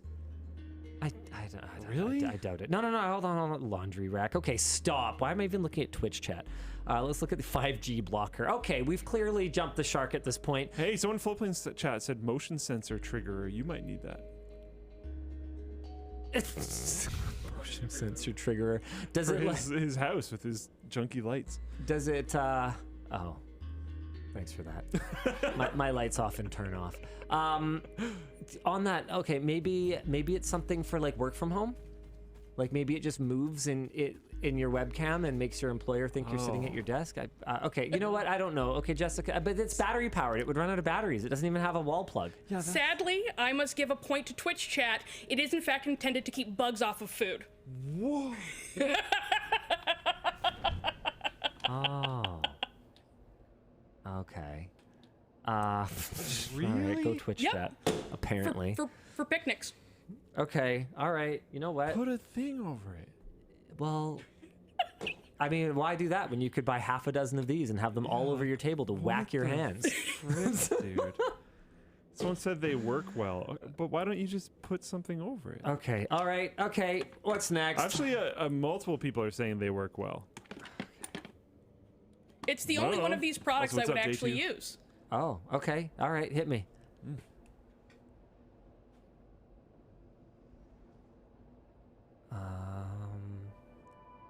Okay. Just hold this up for you guys.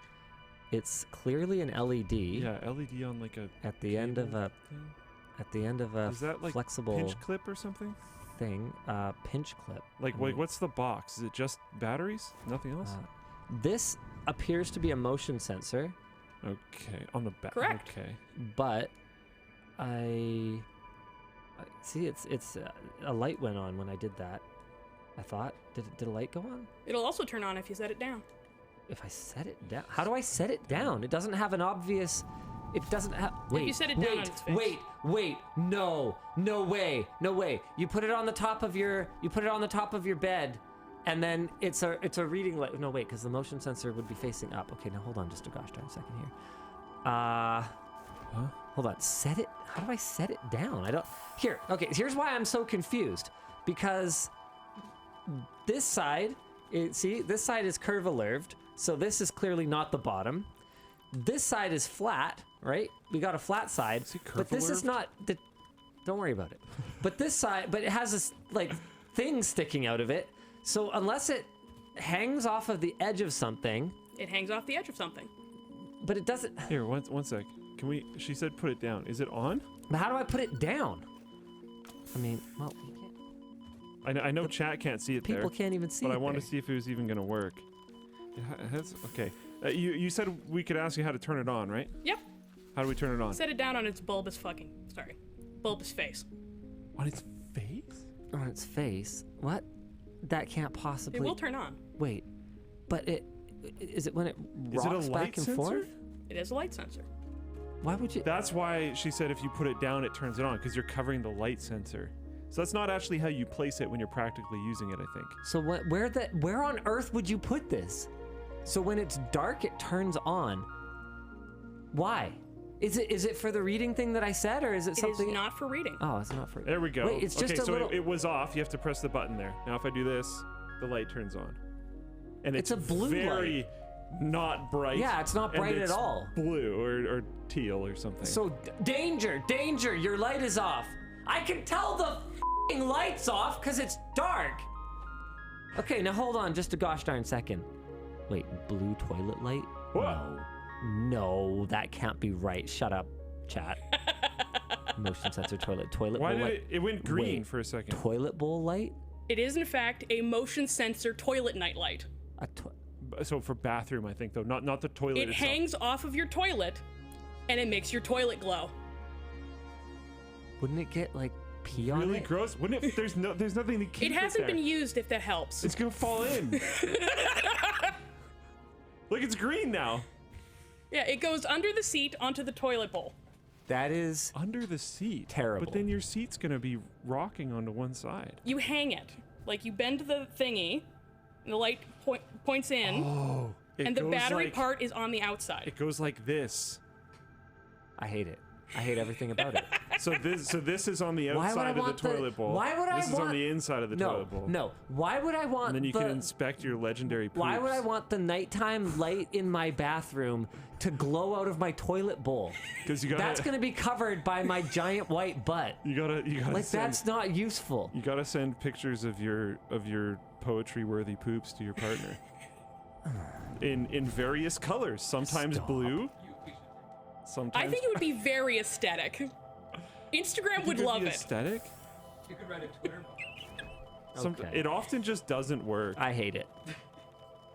I think it not working is the least of our concerns. The fact that it exists at all is a much bigger problem for me. I wish with these things we could know how many of them have sold. That would get disgusting because, like, think about it. Look, the thing is that I had to have this conversation with one of the younger male members of my family a little while ago, and it kind of went, look, The point of lifting up the seat is not whether or not you can aim through it.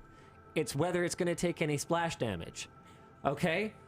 So it doesn't matter how perfect your aim is. You still need to move things out of the way.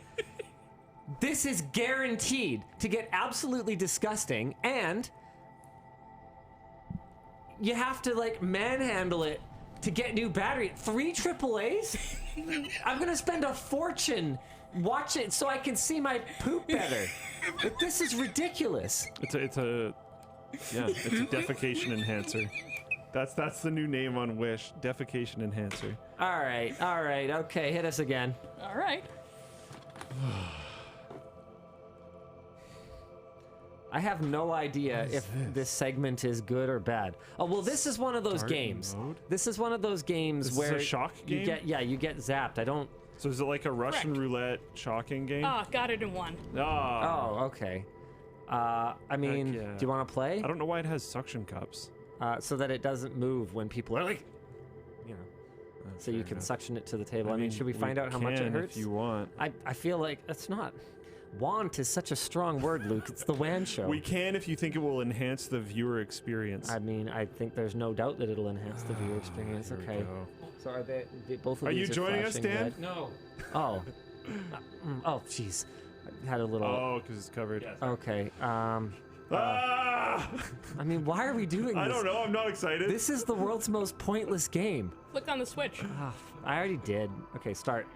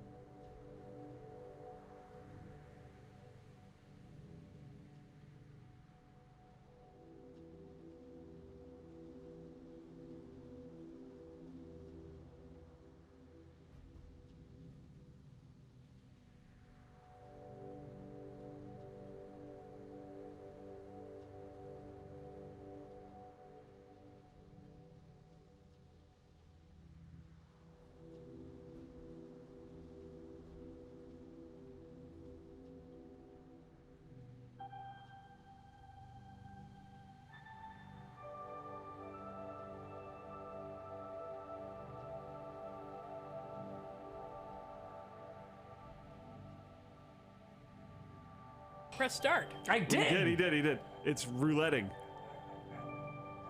I don't want it to be me. Does it know I don't we're even in know this? how much. Ooh. Well, I didn't lose. All right, we're done. Why did you flinch? That hurt me. I flinched. By the way, it actually didn't hurt that much. It more startled me. It's pretty startling. crappy. Yeah. Well, I mean, there's ones that hurt. Remember when we did it with the dog shot collars, which, by Those the were way, are brutal. inhumane. Those were Having brutal. personally Yeah. experienced it a lot, I would say you should not use them. That's very bad. If you zapped your dog with this, though, honestly, I'd be fine with someone it. quoted me saying I didn't lose. All right, we're done. That's how Russian roulette works. If you lose that, if there's two people playing and one of them lose, you really don't have to continue. Yeah, you won. Yeah. All right. Oh man. Are you good, or would you like one more? Hit us with one more. Let's do it. Jeez. You know, Jessica, when you started and I asked you to come up with WAN show segments, this isn't what I had in mind. I love it, though. This is pretty good. This is pretty amazing. What is When we first met, you told me to make you scared of me. Did I say that? It sounds like something I would say. Pretty much verbatim. Okay. A lot of people have wonderful first Okay, then I words. basically did ask you to do this. Explicitly. Okay. This is... Here, do you want to touch it first? It's hollow. Yeah, it seems to be a metal. Here, I'm going to go to the loop cam if you want to show the people what you're holding.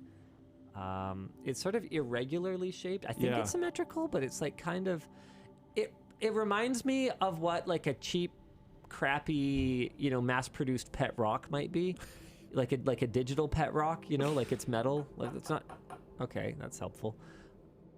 I was just trying to figure out. I'm sure that was great for everyone's mic. Is there some form of structure inside of it, something like that? This is a tech product.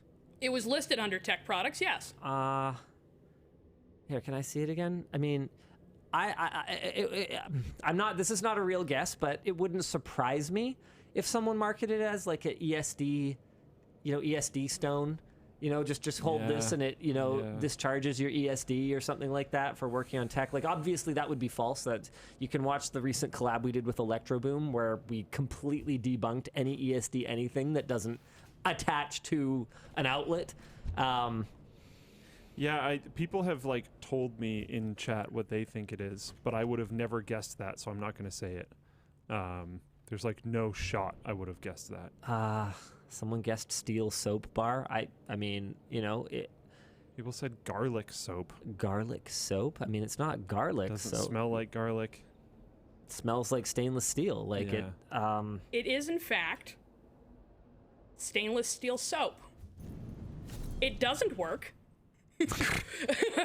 But according to Wikipedia, it does not work. But it is intended to get rid of the smell of garlic.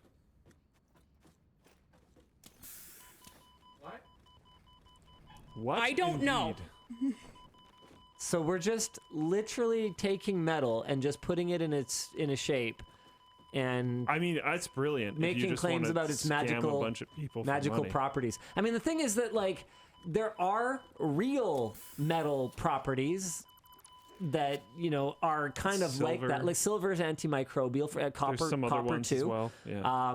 Okay, that's why IUDs, for example, are made of copper, because it makes creates a very hostile environment for sperm, for example. And if you just take like an old earring or an old necklace that you don't care about anymore and you drop it in your reservoir, as long as it doesn't get like sucked into the pump, that would be bad. But you just drop that in your reservoir. You don't need to put any additives in it. The silver ions will destroy any microbes in your loop. Yeah. So there are reality-based things kind of like this, but this one I have never heard of before, and I frankly don't believe. I can guarantee it will clean your hands exactly as well as rubbing it on silverware.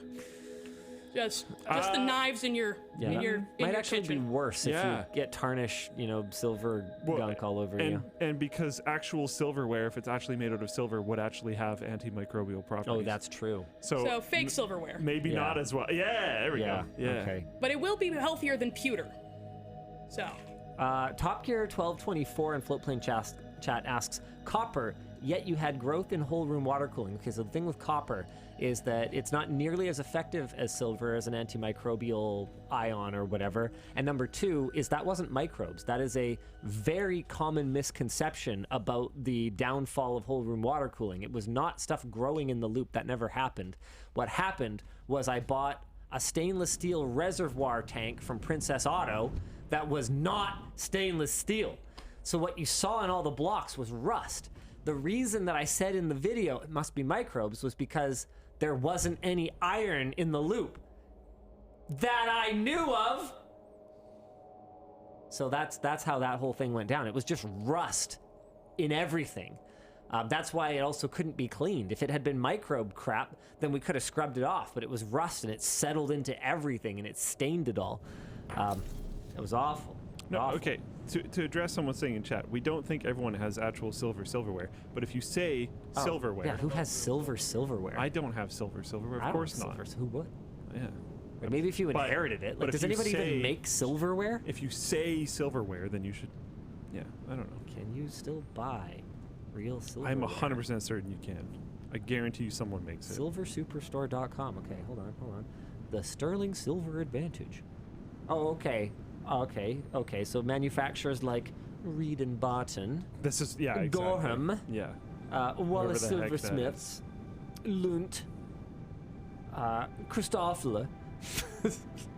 Oh, here, I can show you guys. These are the actual manufacturers. Okay, was that the last one, Jessica? Yes. All right, thank you so much. Thank you very much. We'll see you again. That was fantastic. Woo!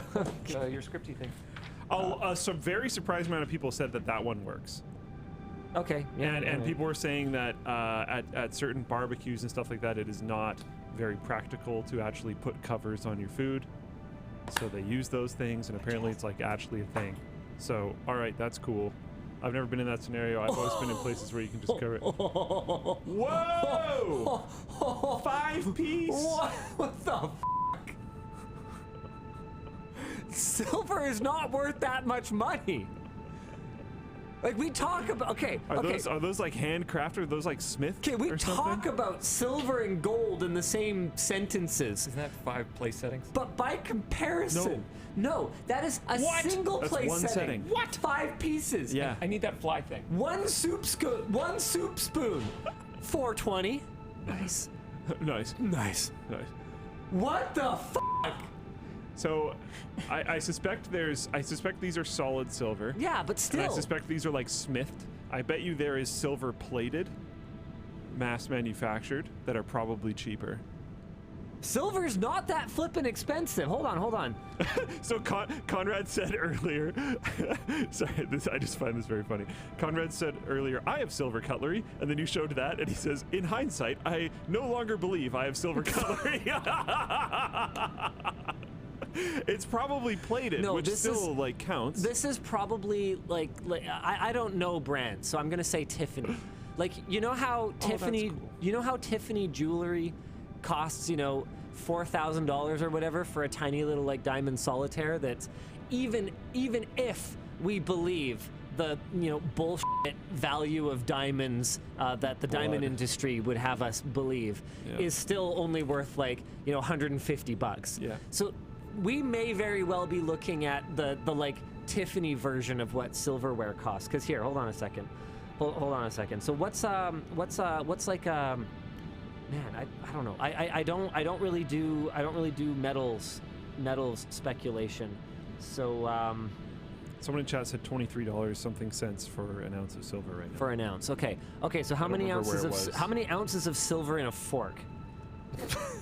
Is this something that Google search can help me with? Okay, Jay Ritchie said it's $23.31 an ounce. Okay, so a large serving fork can weigh anywhere from 3/4 to 1.5 ounces. Yeah, but a large serving fork some of those are like big. Yeah, on average, less than an ounce of silver per piece. So no, you may very well own silver flatware at like troy ounces. $30 to $50 a pop. How much silver is in a silver fork? Here we go. Real silver flatware is typical sterling silver or 92.5%. Okay, that doesn't tell me anything. How much does a Okay, yeah, 14 to 44 grams. So one way or another, we are a solid order of magnitude off on that site, for sure, like 100%. A troy ounce is only slightly bigger than a regular ounce, so it's like fine. We can definitely say that these guys are out to lunch, very expensive lunch. What do you got, Luke? Tiffany makes silverware. Oh, of course they do. And how much is Tiffany? Well, should I go on your screen? This random fork I'm looking at is $470. Yeah. See, there you go. So this is just like stupid, like name brand pricing. So what if I go on like eBay? I'm probably going to get something more realistic. It's a serving fork. It's 12 inches. The big fork. Oh, that's a big fork. It's a big fork. Okay. What if we look at these? There you go. That's just a carving knife. Do they do fish cutlery? I don't know. Here we go. Hold on. We're on my screen now. It's a cheese knife for $200. That's just it's affordable. Here's some silver flatware, 11.5 ounces for $10. Used tarnished. Hey, this is fun. Did you know that you can untarnish silver items? How do you do that? Like not polish them. Polish bad, because when you polish, you are actually removing the material. Oh. Yeah, so you are eventually, if you polish a silver object enough times, you will polish it into oblivion. I know what I want for Christmas now. There's a silver ladle from Tiffany that's $1,000. That seems reasonable. Yeah, cool. You need to put that website away before it makes you too angry. Yeah, I'm actually upset about that. You can't handle that sort of thing. Honestly, I can't either. That's why I'm on eBay instead. So what you do is you take aluminum, and you can just take any aluminum foil, whatever, and you put it in boiling water. This is going to sound like alchemy. It's going to sound like... It already does. It's going to sound like stainless steel soap, but for real. So you take a ball of aluminum, you chuck it in, I believe it's just boiling water, and then you put in baking soda, and what it does is it reverses the chemical reaction, the oxidation that causes tarnishing, and restores it. I have actually... Oh, is it vinegar? Okay, it might not be water, it might be vinegar. Wait, no, you wouldn't put baking soda in vinegar. Okay, hold on a second, now I have to check. Okay, how do you restore silver... aluminum. I just had a physical reaction. East of Eaton said a $1,000 soup ladle is more justifiable than a $1,000 No, I'm right. GPU. Line container with foil, add silver items, add baking soda, boil water. Yeah, so I had it right. I did this when I was in high school because I did a metal smithing class in school, and my silver stuff got tarnished, and I was like, so what? I polish it now, and it was recommended that I not polish it because it had very fine details on it that eventually would disappear. And then I found out about this restoration method, and it works amazing. It looked like it was polished. It looked brand new. Tool restoration is actually a really cool thing. Oh, that's a whole YouTube fun rabbit hole on YouTube. Yep. You do have to make sure. My dad says use ketchup. Apparently, he's a WAN show chat person now. Okay. He said use ketchup. What's up, Rob? I've heard of that before too, but I have no idea. But yeah, tool restoration on YouTube is a fun rabbit hole to go down. I will warn you, there's a solid amount of people that fake it for views. Oh. Totally a thing. Never occurred to me. Yeah, they'll It makes sense though. Yeah, they'll fake ruin something so that it's easy to restore. And then they do that instead of taking actually worn down things that's been sitting for 100 years or whatever. Yeah, which is it's lame. So got it. Pay attention. But yeah. What are we supposed to be doing right now, Dan?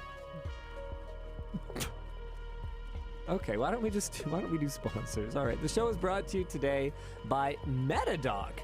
Do you multitask while browsing the internet? Then you might be human. If you do, check out Metadog, our sponsor. They're the ultimate workspace organizer, allowing you to dock as many windows as you like in a single window. Oh, for example, you're watching WAN Show right now, but you also want to shop on LTT Store or Amazon, or you want to buy silver flatware on eBay. I don't know. All you got to do is drag the tab and choose a layout. Now all the windows are docked. And you can do this with your favorite GIF. Oh, great. Beautiful. That's amazing. Not only that, Metadoc allows you to manage different accounts without needing to log out, so you can upload videos on different YouTube channels all at once. Okay, that's super cool. Metadoc is not only for browsers, but also for apps like Word, so you can write up notes while watching the Apple event. And their panic button can save your day with just one click. It hides all the confidential windows, so no one will know what you are doing or watching. You can also create your workspaces for different purposes. Whether your workspace contains 2 windows or 50 windows, Metadoc will save and restore what you had opened last time. That's super cool. The number of times that I've come to my computer and thought, okay, this window should pop up exactly where I left it, and it's just somewhere random, is very frustrating. Yeah, this is actually pretty So sweet. if you're tired of shifting windows and want to increase your productivity, try out Metadoc. It is free until 2024 on Steam, or by direct download from the Metadoc website, which we will have linked down below. Wow. The show is also brought to you by Kudos. Did you see the alien unboxing in Mexico? Okay. Everything is possible, like doubling your credit card rewards for free with our sponsor, Kudos.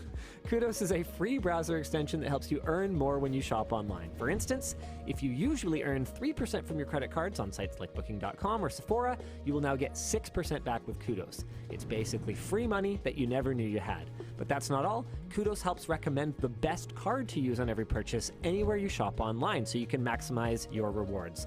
All you have to do is add Kudos to your desktop or your iPhone and shop like normal. Kudos saves the average user over $750 a year, they say, which is basically a free vacation. So start doubling, not if you have 3 kids, I'll tell you that much.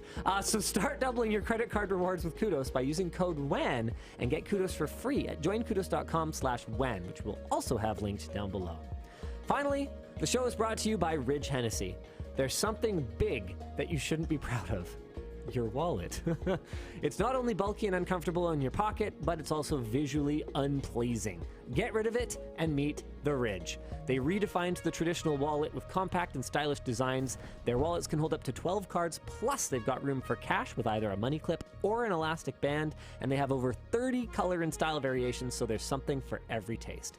The Ridge and Hennessy Performance are also teaming up again for Ridge's 3rd annual summer sweepstakes. You can win amazing prizes like a Hennessy Ford Bronco or $75,000 cash. No purchase is necessary, but you get a bonus entry for every dollar spent, or you get up to 1,000 bonus entries for every dollar spent on their custom Hennessy products. Just head over to their website to secure yourself some sleek wallets and fancy key cases, and maybe you'll end up in a Hennessy Ford Bronco Velociraptor in the process. Check out the link down below for 10 free entries into the sweepstakes. By the way, shout out Ridge for sponsoring what I think is going to be one of the coolest videos we have ever done on the channel. Whoa. We shot it this week. I was talking before the show with Luke. I was saying I was very tired. It was an exhausting all-day shoot and very stressful. I have never before felt lightheaded to the point where I kind of went, okay, I need to get my head down because I think I might faint. But let me put it this way. On a single roll, I had 10 grand riding. Real, non-scripted. This is real On a roll? I came up with this idea, I thought, like 6 months ago, but it turns out it must have been over a year ago because I know that it was when I was at the dentist and I was walking over to meet my family for lunch. I walked by one of those mom and pop computer shops. You know the kind I'm talking about, right? Yeah, yeah. Where everything they have in stock is older than my children. Yeah. Right? And I popped my head in and I went, you know what would be like the coolest video ever? Is if we go and we do an archaeological expedition into this shop and find out the stories behind all of these like $60 parallel cables. You know what I'm talking about, right? Like stuff that clearly hasn't had the price updated since it was put on the shelf. The box is caked in dust. The packaging is past yellow to brown. Yeah. You know what I'm talking about, right?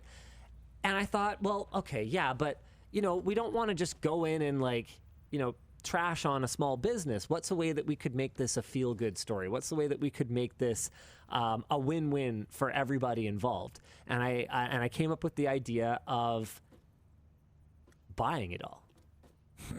Why don't we take all their crappy dead stock and give them a completely fresh start? We go in. This feels like a beast move. We go in, we buy every crappy DVI cable, every ancient compact flash card, every expired printer cartridge. We buy it all. But you know me, right? I like to get a deal. So I rolled in with my Ridge wallet. That's why I brought this up. The Ridge sponsored this. So I rolled in with my Ridge wallet, sure. But I also rolled in with a bag of games of chance. Oh my god. So the entire video, I basically had him just quote me a price on everything. And then we played games to find out, okay, roll the die. Is it going to be 10% more than what we negotiated? 10% less? Is it going to be the custom side that he created on the die? Is it going to be my custom side on the die that I created? We threw darts, we played marbles, we rolled dice. How many shops did you do this with? Just one shop. Okay. We played a game I invented. But these are all modifiers? Called Stop the Rope. So I put 5 lines on a piece of Ethernet cable. He's blindfolded, and he's got his hands like this, and the cable's running through, and I basically said, for every line, I will pay 5% more than what you quoted, but if it makes it all the way through, I get 20% off. And he just had to kind of like go on instinct and try to stop it, right? So it's a really fun video. Wow. I'm not going to spoil it, but there were some moments where I was real concerned about how things were going. Sayre says darts isn't a game of chance. I think if you never If you play with me, it is. It basically is. Yeah. When you watch, you'll understand. The darts we were using were from the dollar store. Yeah.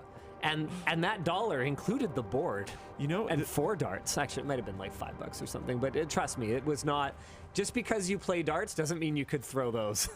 This is only vaguely on topic, but in Taiwan, I was walking around with UFD Tech and Jeff from our sales team and some of the UFD Tech people and whatnot, and we came across a darts store, I guess I should say, and the bottom of it was just like a darts shop, and it random happened to be that one of the UFD Tech guys was actually into darts, so they were like bought some or something, which was like cool. I was just stunned that there was a darts store at all. Yeah.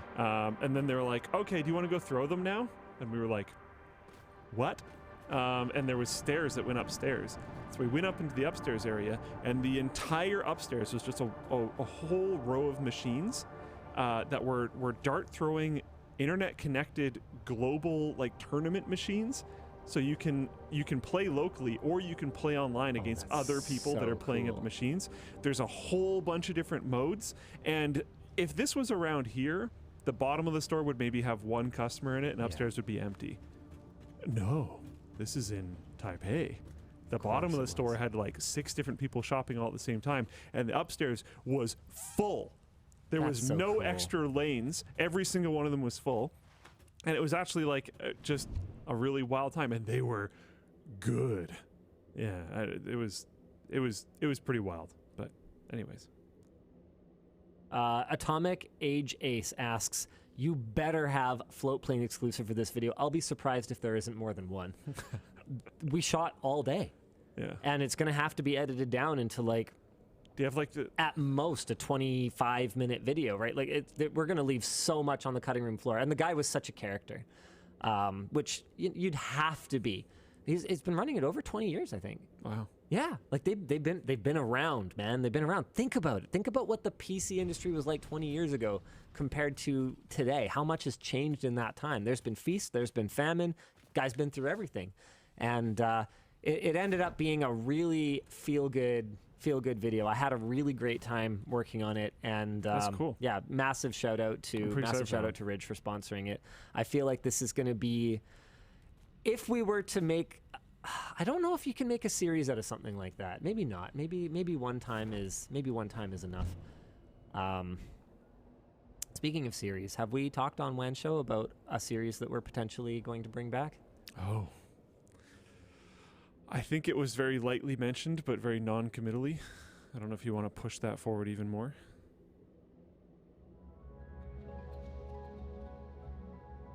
He's deciding. He's deciding live, which is maybe not the way how to do it.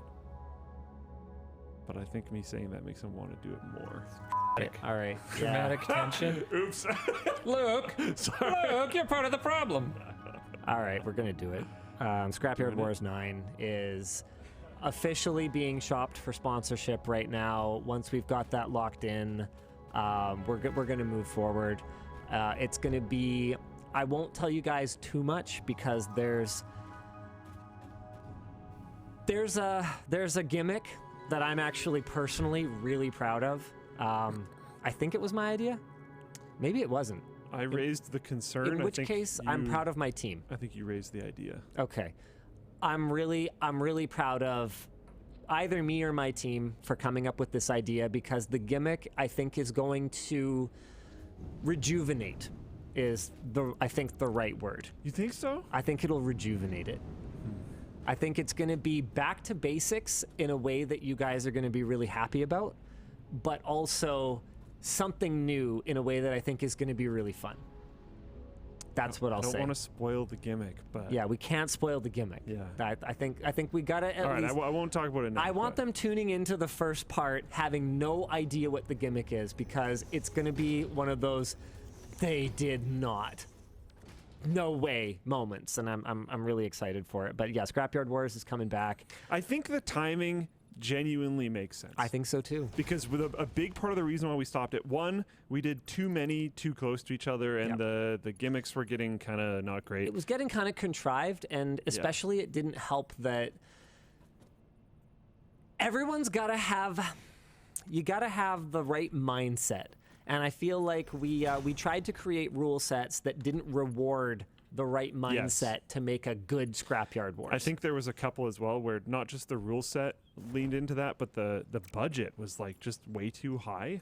Yeah. Like what made Scrapyard Wars good was needing to be scrappy, and there was a few budgets where it was just like, okay, we're just building computers then. Yeah, exactly. So you need to kind of like fight for it. But then immediately after that, the used market just got horrible. Yeah, it was completely destroyed. There was nothing. Scrapyard, nothing. Just there was like no point. Empty wars, not like not only was there basically nothing available, but the prices on it was like sometimes it was more expensive. Anything to buy used capable stuff. of an internet connection was suddenly worth $1,000. I'm looking at this, going, well, this is ridiculous. Stupid. This doesn't make any sense. Yeah. So now, I mean, it's not 100% fixed because, oh boy, AI GPUs and stuff like that. But it's way better of a landscape now. Oh yeah, 100%, 100%. Yeah. I'm excited. The gimmick is Linus and Luke have to grow their beards to wizard length. I tried. No, the middle ground is rough. Yeah. You need like years for that to be cool. Yeah, no, there's no way. Yeah. What? No, nothing. I was just wondering if you're at the middle ground right now, or if you're aware that you're at the middle ground. No, right now, or... No, I know. I need to. Okay. Yeah, me too. I'm a little overdue. Yeah. Oh well. All right. 3 merch messages? Yeah, right. Hit us, Dan. Oh, yeah, sure. Let's see here. Hey, DLL. We've already read that one. Goodbye. Hey, Linus. Now the pandemic is over, in quotations, is what officials say, I guess. Are you planning on shaving your beard? Maybe for a fundraiser video. I actually did think about shaving it earlier this week, but not for any particular reason that will be apparent for a while. People might figure it out at some point, but I'm not going to say anything more about it for now. But it basically just comes down to what my wife says. If she says get rid of it, then it's gone. And if she says keep it, then I keep it. And she says she still likes the look of it better than barefaced. So I am keeping the furry face instead of the bare face. Yeah, same reason. We're, yeah. Well, I also just like, it's easier for me anyways. So if she prefers it, which is the only person I care about, if they like what I look like, so if she prefers it anyways, then it's like, okay, well, this is kind of a win-win. Yeah. Yeah. Moving on. Next one. Hey, DLL and Bread. What would your reaction be if Apple spent 5% of its cash stockpile to buy Valve, announced built-in Rosetta-like emulation for Steam games on Mac, and announced an Apple iDeck? Disbelief, because I actually think that Valve is probably worth a lot more than 5% of Apple's cash reserves. See, that's the thing. Valve is a private company. We have no idea except that we know that Valve is a literal money printing machine. Oh yeah. Oh yeah. Valve is okay. What is Apple's cash reserves right now? Hold on 1 second. Apple cash reserves. Don't forget that Valve takes 30% of sales. Oh, we know. Yeah, well, we know. Yeah. We know. Apple's cash in hand was $62.48 billion. Did you just suggest that Valve could be purchased for around $750 million? Yeah, you better add an order of magnitude or two. Valve is, we have no idea. That's the thing. But on top of Valve making copious amounts of money, their future outlook is outstanding. If I had an opportunity to invest in Valve, I would. Like, all conflicts of interest aside. This is not investment advice, blah, blah. I'm not a financial advisor, etc. But if I had the opportunity, I would freaking go for it. They have shown time and time again that their moats are impassable. Epic Games couldn't do it. Microsoft can't even put a dent in Valve's near monopolistic position in PC game sales. And now that Valve is building their own hardware platform around it, holy shit. Yeah. People are saying Valve is estimated at $8 billion, but based on what? There's no way. We don't know. There's no way. I guarantee you, if they went open suddenly, their valuation would be way higher than that. There's actually no way. And valuation is not as simple as money in, money out. But that's the other thing. As far as I can tell, their overhead compared to a company like Apple is nothing. Minuscule. Nothing. Yeah. Like, how many people work there? Isn't it like a few hundred people? I don't think we even know. I found an estimate. I don't think we do know. I found an estimation website that thinks there's... Valve believes only 10,000 people around the world are capable of working for the company. I don't know what the hell that means. I found an estimation site that said they think it's 350, but I don't think that's based on anything. I found another one that claims 1,100. I mean, this is like celebrity net worth articles. Yes. We might as well just play darts again and just throw darts at a thing and with numbers on it. And we might as well make that our estimate. We don't know unless we work there. And even people who work there, I don't even know if they would know, because they obviously do some remote work, given that Gabe Newell lives in New Zealand now or whatever. So there can't be more than 3 people at Valve because they can't count higher than that. No, that's not right. Because they can't count higher than that, we don't know how many people work at Valve, and neither do they. And yeah, that wouldn't account for any of the contractors that might work with Valve on projects. Yeah. No, nobody knows. I don't think anyone's buying Valve anytime soon. I mean, look at the valuation of a company like Epic, who can't even figure out how to compete with Valve. Like, what's Epic Games worth? Yeah, they make other stuff though. Sure, yeah, they've got the engine business, but if Valve felt like having an engine business, I'm sure they could bother with it at some point. They sort of do, right? Valve? Can't you use? Barely. Who uses Source? Titanfall 2 was in Source. Okay, so one game from 8 years ago. I don't look into games. Is Gold Source even out yet? Half-Life Alyx was Gold Source, Epic right? Games is valued at $32 billion. I guarantee you. I give you my personal Linus Tech Tips guarantee that Valve is worth more than Epic Games by at least some multiplication factor. So Apex Legends is in Source, but it's really not a good argument because there's very few other games. It's like Titanfall and Apex, and then Valve games. It's not very many. Ani Hikage. There are other ones, but no, it's not very many. Ani Hikage in Floatplane chat says, Valve mostly just wants Source for themselves. The documentation is allegedly horrendous. Yeah, that doesn't surprise me. Just Valve doing Valve things. You can work on whatever you want. No one ever wants to work on documentation. That's how it goes. Jamin 1916 says Valve was valued at $7.7 billion in May 2022 based on Bloomberg calculations. Yeah. But let me tell you a thing. I don't remember if it was Bloomberg or someone else. Maybe it was Forbes or something. These reputable sounding publications. I remember seeing a YouTuber net worth ranking thing or YouTuber earnings ranking thing that I was going through, and I was like, I know some of these people. This is Very wrong. Not even close. Yeah. You have absolutely no idea what you're talking about. And so I reached out, I DM'd the author of the article. I was like, hey, as someone who, knows a thing or two about this industry, I would be curious to understand your methodology for calculating these. They just straight up didn't reply to me. Of course not, because they don't have a satisfactory reply. I threw a dart at a wall. Yeah, pretty much. So that 7.7 billion, they might as well have actually pulled it out of the thing that they used to light up. No, forget it. Pretzel Parkour and Flowplane Chat, I couldn't agree more. They say, let's put this talk to rest. Valve is worth at least $2. Yeah. That, and I mean, here's another thing, guys. Something is worth whatever someone will pay. So we can argue all day about what it's worth. People are going to pay big money for Valve stock if it went public. Twitter, according to the last known purchase price for it, is worth $44 billion. That's a clever way of wording that.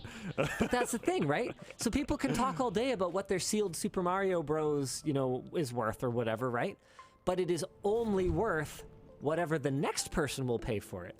We can infer based on previous sales, but we actually don't know the worth of anything until somebody actually forks over money for it. So we could make educated guesses if we had access to their financials or whatever else, but even then we wouldn't know because, like I said, I think Valve's outlook is extremely positive. I think they're nowhere near done growing.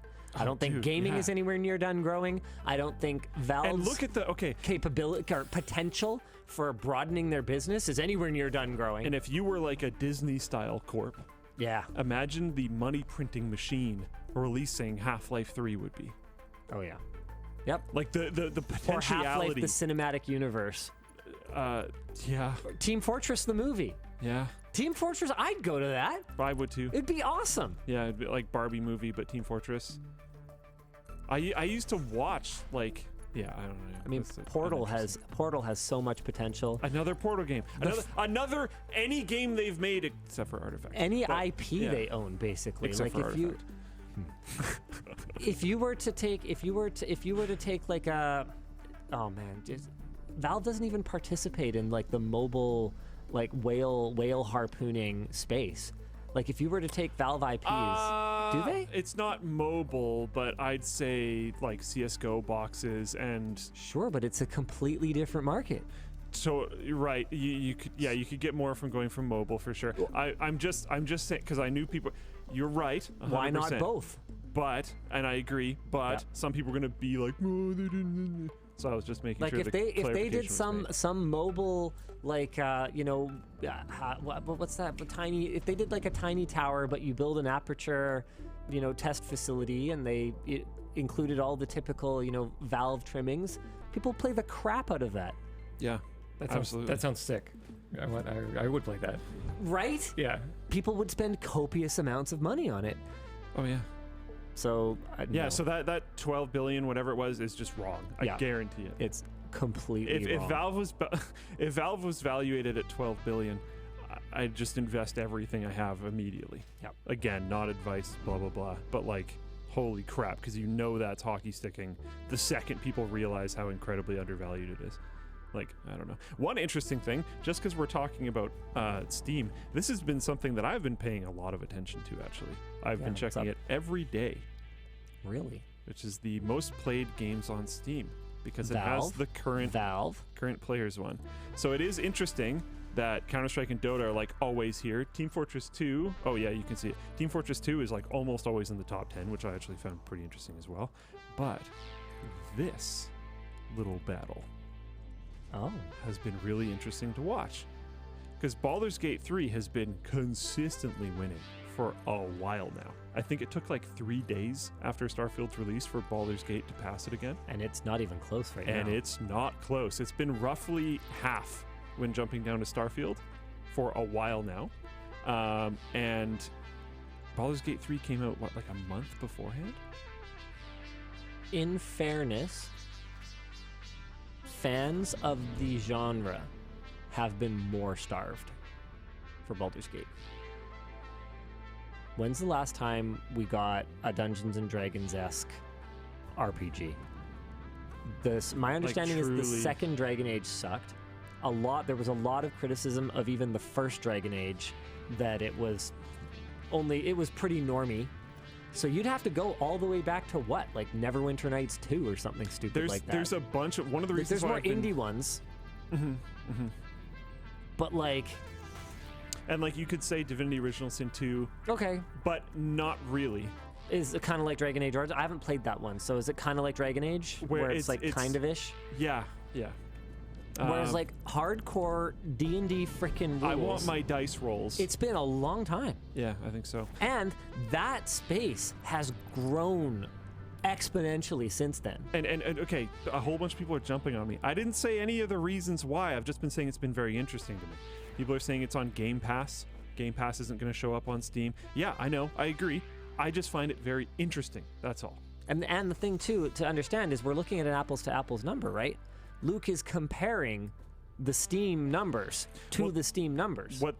Yes, what they're saying though is that these, like Baldur's Gate 3 isn't on Game Pass. I know. If it was on Game Pass, the amount of people playing on Steam would probably be lower, et cetera, et cetera, et cetera. But oh, sure. I just find it very interesting. Yeah, because if you asked people how this was going to play out 2 months ago, even with, Baldur's Gate 3 was in pre-release, people knew it was a great game, stuff like that, I still bet you they would have said Starfield would be higher. I don't know that I would have. But then, honestly, for me, I find, I'd be bringing my own personal biases to that. It wouldn't be based on, some kind of market research I've done or anything like that. It would just be based on that, to me, Starfield is a way less interesting game.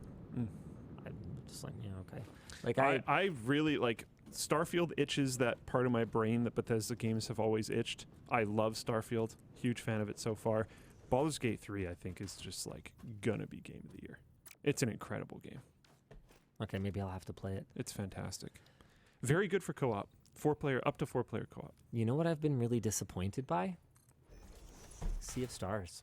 Really? Speaking of starry games. Oh. Yeah, that actually kind of sucks to hear. I was really excited to play it. I kind of blitzed through a little bit of the end of Chained Echoes to kind of get through it so that I could pick up Sea of Stars. And I've been a lot more harsh on it to anyone who's talked to me about it over the last week and a half or however long it's been. Had I mentioned that I'd started playing it last WAN show? I can't remember exactly when I picked it up. I think you might have said that you were going to be playing like this weekend or something. Okay, but sure. I don't think you had said you're playing. So anyone I've talked to this week about it, I've been way more harsh. But I think I had a bit of a light bulb moment last night when I realized it's a great game for kids. It's really simple. It's beautiful. It is absolutely beautiful. It's one of the most beautiful 16-bit games I've ever seen. I can't think of one that's more beautiful. It's the most beautiful 16-bit game I've ever seen. The music is incredible, and you can just. Sometimes people want a chill, relaxed game. You can look at concept art and you can listen to the soundtrack, I guess, because you don't really need to play the game, in my opinion, unless you're. Well, see, here's the thing. It's not even really chill. I actually find that it requires a significantly higher degree of user intervention and attentiveness than something like a classic Final Fantasy game or something like a Chained Echoes, which conveniently I just played, so I'm doing kind of like a side-to-side comparison here, because the combat is very quick-time event heavy. So you have to complete rhythmic button mashing segments, and you have to be paying really close attention to these combo breaks, and it's I find it really tedious. And as someone who actually enjoys the BS of as someone who actually enjoys the BS of micromanaging my equipment and my relics and my upgrade progression and my skill set and stuff like that, it has basically none of it. You have a weapon, you have an armor slot, you have 2 accessory slots, and then one other one. I forget what the crap it is, but it's basically something else. So the looting is totally unrewarding.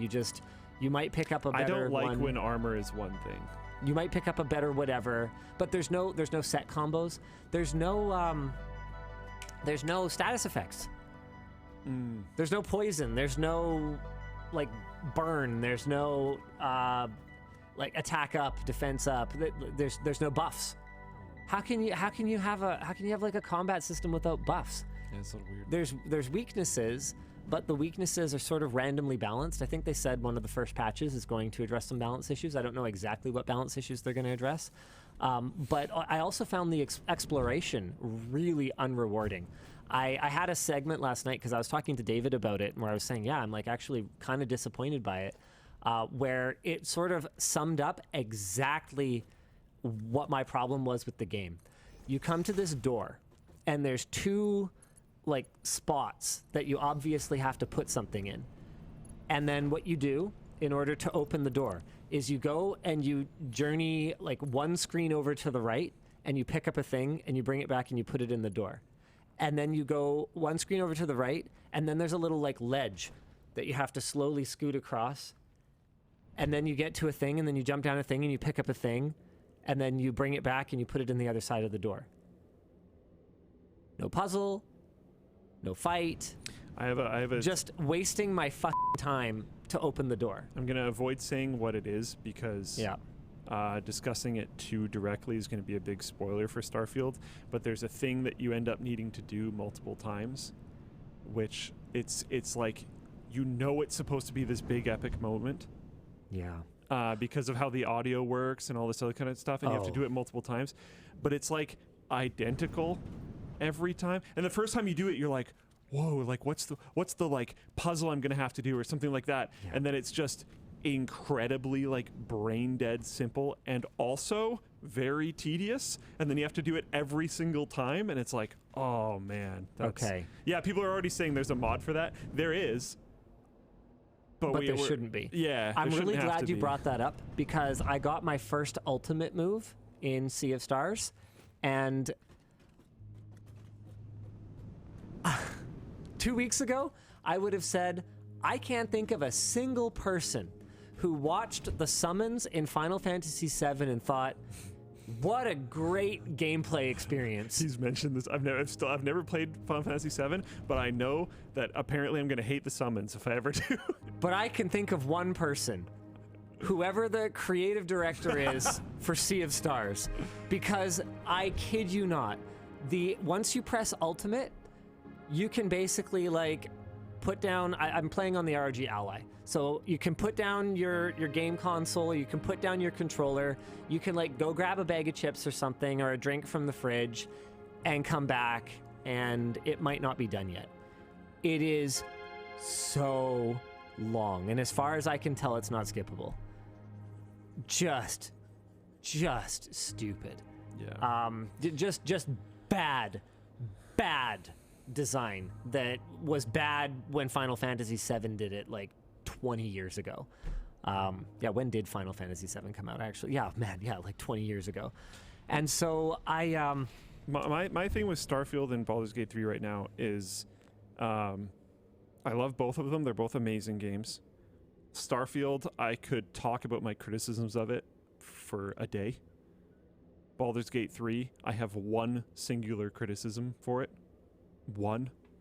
And it's like, definitely not game breaking. I think it would just make the experience a little bit better. And honestly, they've talked about how like people are begging them to release DLC for it because it's just such an amazing game. They want more content. Yeah. And they could totally like bring it into one of those if they wanted to, but they also games as a service or whatever, seasons need to. Oh no, I'm saying like this feature that I want. Basically, the only thing that I don't like about Baldur's Gate 3, and this was brought up by Ploof, and I had already had this like feeling, but he described it better. But when you're running around with your characters, you have 4 characters if you're playing single player, and then you have however many people following you that you don't have players if you're playing multiplayer, or if you're playing full multiplayer, you just have your 4 people. But the person that starts the event or conversation or whatever thing pulls you into the like you have to do dice rolls and conversation stuff thing, whatever character is there first is the one that has to deal with the entire thing. But if you're thinking about it, if you're in like a party in an actual D&D game and your whole party is standing there and there's like someone pinned under a tree, you would use your strength character. But in Baldur's Gate 3, if it was your like low strength intelligence character that runs up first, then they're the person that has to do the check. Or they're the person that has to handle the conversation or whatever else. So it would be cooler if, as long as they were in some amount of reasonable range, because you can split the party. So if the party split, this shouldn't work. But if the party's all together and close, you should be able to use whoever the your best correct is. person in your party. That would be cool. But also, it's pretty unimportant. Yeah. And it's so unimportant that I didn't even like fully flesh out the thought that I didn't like that part and was just like, this game's amazing. Because it's like not really that big of a deal. Because the way that I do it is I just lead with my charisma character if I'm in a town, and I just lead with my like tankier characters if I'm not in a town, and it mostly solves the problem. Basically, you just got good. Basically. And everyone else should just get good. Pretty much. Toxic gamer moment right here. This guy. But they could like All right. Want to hit us with another merch message? Someone said you can change, can't you? Yeah, I might also just be a noob. I don't know. But that's my only criticism. Get gooder than Luke. Yeah. Basically. Yeah. Hello, WAN.dll. Does Linus or Luke think we will ever see a game console that has upgradable graphics card? Nintendo technically did that with the N64. No. It wasn't a graphics card. Well, it did augment the graphics subsystem. Okay. It wasn't a graphics card, though. Was there a PCB in it? It wasn't. Just answer the question. Technically, yes. Okay. Then was it a graphics card? What specifically was it? It was just memory, right? I don't remember. Doesn't matter. Nintendo. Was it a graphics card? No. I mean, did it have a PCB in it? Pack. I'm gonna try to find it. Did it have a finger connector? Hold on. All right, yeah. Just why don't you just look it up? Fine, just look it up. I don't care. World's first eGPU. I'm trying to remember what it was. I could just be totally wrong. The Nintendo 64 expansion pack was an add-on for the Whoa! What just loaded? Get wrecked. A giant ad that scrolled the entire page and moved the thing I was reading completely off the page. Well, better than a giant subtract. That was then you'd be left with nothing. The Nintendo 64 expansion pack was an add-on for the Nintendo 64 that doubled the amount of RAM the N64 had to 8 megabytes. Nice. Yeah. This allowed for greater resolution, longer draw distance, and more detailed graphics. But it's just more RAM. Okay, fine. You win. Yeah. Memory expansion. So then Star Fox for Super Nintendo, is it a graphics card? Yeah, because those... I thought it... Oh, God. I wish I thought of that. Oh, that's good. I don't know. I was mostly just bugging you. We should do one more merch message because I haven't even told people what the new stuff on the show is. We haven't even shown the reversible bomber jacket and the merino T-shirt yet. Oh, it's reversible? Yeah, it's reversible. I saw that there was an orange one. I thought it was just a different product. Nah, dog. That's cool. Okay. I haven't seen these before. Do you want to check it out? Yeah, sure. All right. I wouldn't let Luke look at it before the show, so he gets to experience them now. Oh, hi. There we go. He's trying. He's really good at this. So it's like a sort of slightly puffy bomber-style jacket. There's ever so subtle orange accenting on the LTT on the front of it. You can barely catch it from the side. It's on the edge a little bit. Yeah, so you can see it slightly better there. Yeah, it's pretty cool. But I like that it's subtle. And it's, it's kind of hard. You're not able to really stand up, so you can't really, okay, sure, yeah, you can kind of see the bottom. And then go ahead and reverse it. The reverse side is super cool. Hold on. This one, if you're wondering about fit, this one's a little big on me, because this is a 2XL and I'm normally a 1XL. Oh, okay. Sorry, I guess they brought you the wrong stuff. I'm just saying, because people are seeing it, so I want to make it clear that, You are clearly new to reversible garments. You got to pull the sleeve I've ever had one. While you take it off. That's the key. That's the trick. Now, let's see how many people notice this. I'm really excited for this. The tag, by the way, that is on the outside right now is a removable tag. It just rips off. Okay. Let's see how many people notice. Just give them... It's more orange in person. I will say that right now. Dan, is this color accurate, this display here? Oh my God.